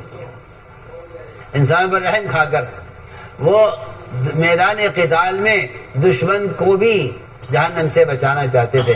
اس زمانے میں مسلمان وہ کوشش مسلمان پر نہیں کر رہا جہنم سے بچانے کی، جو کوئی زمانے کے صحابہ اس زمانے کے دشمنوں پر ان کو جہنم سے بچانے کی کوشش کیا کرتے. یہ ہماری صفت یہ ہے، ہمارے دشمنوں کی مصیبت آتی ہے ہم اس سے خوش نہیں ہوتے. اور ایک بات یہ ہے کہ ہم اللہ کے ہر فیصلے سے راضی رہتے ہیں، جو بھی اللہ کا فیصلہ ہو. آپ نے فرمایا یہ تو صفات بڑی اعلیٰ صفات تمہارے ہیں. آپ نے فرمایا کہ وہ صفات تمہارے اندر ہیں کہ قریب تھے کہ سب کے سب نبی ہو جاتے. قریب تھے، نہ صحابی کہا نہ ولی کہا، میں سب کے قریب تھے کہ سب کے سب نبی ہو جاتے. تمہارے صفات تمہارے اندر. میرے دوستو آدمی ہو، اس ساری محنت سے اپنے اندر یہ صفات پیدا کرنا مطلوب ہے کہ اللہ تعالیٰ کے انتخاب جو ہوگا وہ صفات پر ہوگا. انتخاب صفات پر ہوگا. اس لیے فرمایا گیا کہ دعوت سے ایمان کا کمال اور ایمان کی تکمیل سے دین کا کمال. ایمان کی تکمیل سے دین کا کمال. یہ بات تو میرا بالکل طے شدہ ہے کہ دعوت کے بغیر تو ایمان کامل ہوتا نہیں ہے. میں تو شروع میں جو حدیث پڑھی تھی بیان کے شروع میں، وہ حدیث اسی لیے پڑھی تھی تاکہ مسلمان کو پتہ تو چلے کہ دو چیزیں ایمان کے وجود کی علامت ہیں. ایک اتباع سنت جو میں شروع میں عرض کر دیا تھا، اب آپ سے کہتا ہوں کہ ایمان کے وجود کی علامت دعوت دینا ہے. ایمان کے اگر آدمی زبان سے دعوت نہیں دے رہا، اگر مسلمان دوسروں کو زبان سے دعوت نہیں دے رہا ہے تو اس کے پاس درمیان درجے کا ایمان بھی نہیں ہے. کبھی میں نے آپ نے سوچا اس بات کو؟ اگر میں دوسرے کو خود اپنی زبان سے، یہ اخبار رسائل قلم موبائل کی بات نہیں کر رہا، یہ تو اس زمانے کے احمقوں نے یہ طریقہ اختیار کیا ہے. میں کہہ رہا ہوں اپنی زبان سے دوسرے کو جا کر دعوت دینا. اگر آپ زبان سے دعوت دے رہے ہیں تو آپ کے پاس درمیان درجے کا ایمان ہے. اگر آپ یہ نہیں کر رہے تو آپ کے پاس درمیان درجے کا ایمان بھی نہیں ہے. کیوں نہیں آپ حدیث پہ غور کرتے ہیں؟ اگر آپ منکر کو ہاتھ سے بدل رہے ہیں تو اعلیٰ ایمان ہے، اور یہ اعلیٰ جہاد، حضرت علی کا قول ہے، اعلیٰ جہاد ہے. اور اگر آپ زبان سے لوگوں کو منکر سے روک رہے ہیں تو یہ آپ کا درمیانہ ایمان ہے. اور اگر آپ منکر کو دیکھ کر دل سے غمگین ہو رہے ہیں تو یہ آپ کا کمزور ترین ایمان ہے. اور اگر آپ منکر کو دیکھ کر دل سے غمگین نہیں ہو رہے تو آپ کے دل میں ایمان کا ذرہ بھی نہیں ہے. آپ پڑھیے حدیث، سوچے آپ نے کبھی؟ ہم تو آپ اس بات سے مطمئن ہیں کیونکہ میں مسلمان گھر میں پیدا ہوا، اس لیے میں تو ایمان والا ہوں. میں اور آپ مطمئن اس سے ہیں کہ میں مسلمان گھر میں پیدا ہوا ہوں. میرے باپ دادا پر دادا سب مسلمان تھے، میں بھی مسلمان ہوں. یہ تو کوئی کمال نہیں ہے. کیوں؟ اس لیے کہ اللہ نے دنیا میں کوئی جان غیر مسلم پیدا آج تک کی نہیں، نہ آئندہ کریں گے. حدیث ہے. یہودی کے گھر، نصرانی کے گھر، کافر کے گھر، مشرک کے گھر، ہندو کے گھر، بدھسٹ کے گھر، کہیں بھی کوئی بچہ پیدا ہو رہا ہے، اللہ نے کوئی بچہ غیر مسلم پیدا نہیں کیا، نہ آئندہ کریں گے. آپ اس بات سے مطمئن نہ ہوئیے کہ میں مسلمان گھر میں پیدا ہوا ہوں اس لیے مسلمان ہوں. پوری دنیا میں جو بچہ پیدا ہوتا ہے وہ کیا پیدا ہوتا ہے؟ مسلمان پیدا ہوتا ہے. اللہ کسی بچے کو غیر مسلم پیدا نہیں کرتے. انہیں آپ اسے خوش نہ یہ کہنے کیونکہ مسلمان یہاں پیدا اس لیے میں مسلمان ہوں. نہیں، یہ تو کوئی بات ہی نہیں ہے. آپ کا مسلمان گھرانے میں پیدا ہونا یہ آپ کے مسلمان ہونے کے لیے کافی نہیں ہے، کیونکہ حدیث میں آتا ہے کہ علم اور ایمان سیکھنے سے آتا ہے. علم اور ایمان سیکھنے سے آتا ہے. کوئی آدمی مومن پیدا نہیں ہوتا. ہاں مسلمان پیدا ہوتا ہے، یہ صحیح بات ہے. مسلمان پیدا ہوتا ہے، ایمان سیکھنے سے آتا ہے. ہم نے عرض کیا کہ ادھر ایمان کی علامتیں، ان میں سے ایک علامت ایمان کی یہ ہے، ان میں سے ایک علامت ایمان کی ہے. آپ اتنی نمازیں پڑھیں کہ آپ کی پیشانی سیاہ ہو جائے، آپ زکوٰۃ وقت پر ادا کر دیں، آپ روزہ رکھیں اتنے نفلی کہ آپ کو ہر وقت خشکی جم جائے. علماء نے لکھا ہے یہ ایمان کی علامت اسلام میں یہ نہیں ہے. اسلام ایمان کی علامت یہ ہے کہ آپ دوسروں کو دعوت دیتے ہیں.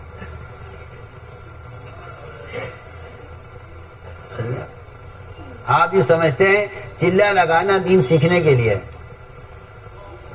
ہم کہتے ہیں نہیں، 4 مہینے ہر سال لگانا اپنے ایمان کی تکمیل کے لیے.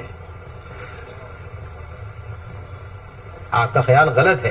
آپ نے تبلیغ کو مدرسہ سمجھا ہے وقتی، اس میں داخلہ لے لو کچھ دن کے لیے تاکہ کلمہ نماز سیکھ لیں، پھر اپنے دین پر چلیں، اپنا عمل کریں، اپنا کھائیں کمائیں، دین پر چلیں، زکوٰۃ ادا کریں، رمضان کا روزہ رکھیں، حج کریں، زکوٰۃ دیں. یہ اسلام ہے. اس اسلام کو سیکھنے کے لیے جماعت سے نکالا جاتا ہے. میں کہتا ہوں نہیں، بلکہ اپنے ایمان کی تکمیل کے لیے نکلنا ضروری ہے. ایمان کی، کیونکہ اسلام کا ایمان کا کمال فرائض کا ادا کرنا نہیں ہے. ایمان کا کمال دوسروں کا اعمال پر آمادہ کرنا ہے. یہ تو علماء نے لکھا ہے، میں عرض کر رہا ہوں. جو میں لکھا ہے وہ میں عرض کر رہا ہوں. اس لیے ایمان کی علامت جہاں میں نے اتباع سنت میں شروع میں عرض کر دیا ہے، میں آپ سے عرض کرنا چاہتا ہوں کہ دوسروں کو دعوت دینا یہ ایمان کے وجود کی علامت ہے. ایمان کے آپ کا ایمان درمیانہ درجے کا ہے اگر آپ زبان سے لوگوں کو جا کے دعوت دیں. اس لیے میرے دوستوں یہ عزم کرو کہ انشاءاللہ ہمیں آج ہم نے فیصلہ کر لیا ہے ہمیں چن چن کر سنتوں پر عمل کرنا ہے. ماحول کے خلاف ہوتی ہو، قانون کے خلاف ہوتی ہو، کچھ نہیں، ٹھیک ہے، قوانین اپنی جگہ ہیں. ہم نے اس لیے کوشش کیا کی ہے، سوال تو اس کا ہے. اگر آپ کہتے ہیں میں مجبور ہوں تو میں اللہ کی قسم کہتا ہوں کہ اللہ کے یہاں آپ معذور قرار نہیں دیے جائیں گے. معذور صرف وہ ہے اللہ کے یہاں جس کے لیے کوشش کرے. جو کوشش نہیں کرے گا وہ مجرم ہے اللہ کے یہاں. جو کوشش نہیں کرے گا وہ مجرم ہے.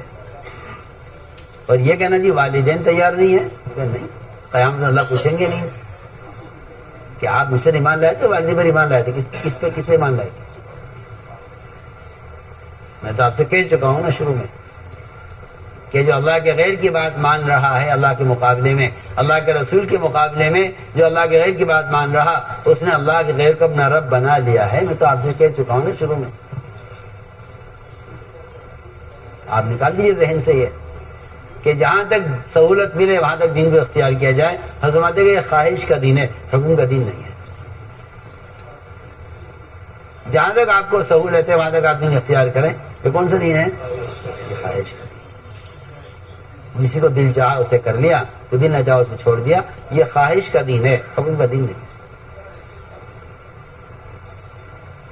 دوستو اس ایمان کی تکمیل اور اس ایمان کو ایک سطح پر رکھنے کے لیے مسلسل یہ کام ہے کہ جب تک تم معروفات پر آمادہ کرتے رہو گے، لوگوں منکرات سے روکتے رہو گے تو تمہارا ایمان ترقی کرتا رہے گا. یہ قرآن کی آیت کا مفہوم ہے تأمرون بالمعروف وتنہون عن المنکر وتؤمنون باللہ کہ ایمان باللہ کے لیے 2 فریضے دیے گئے ہیں.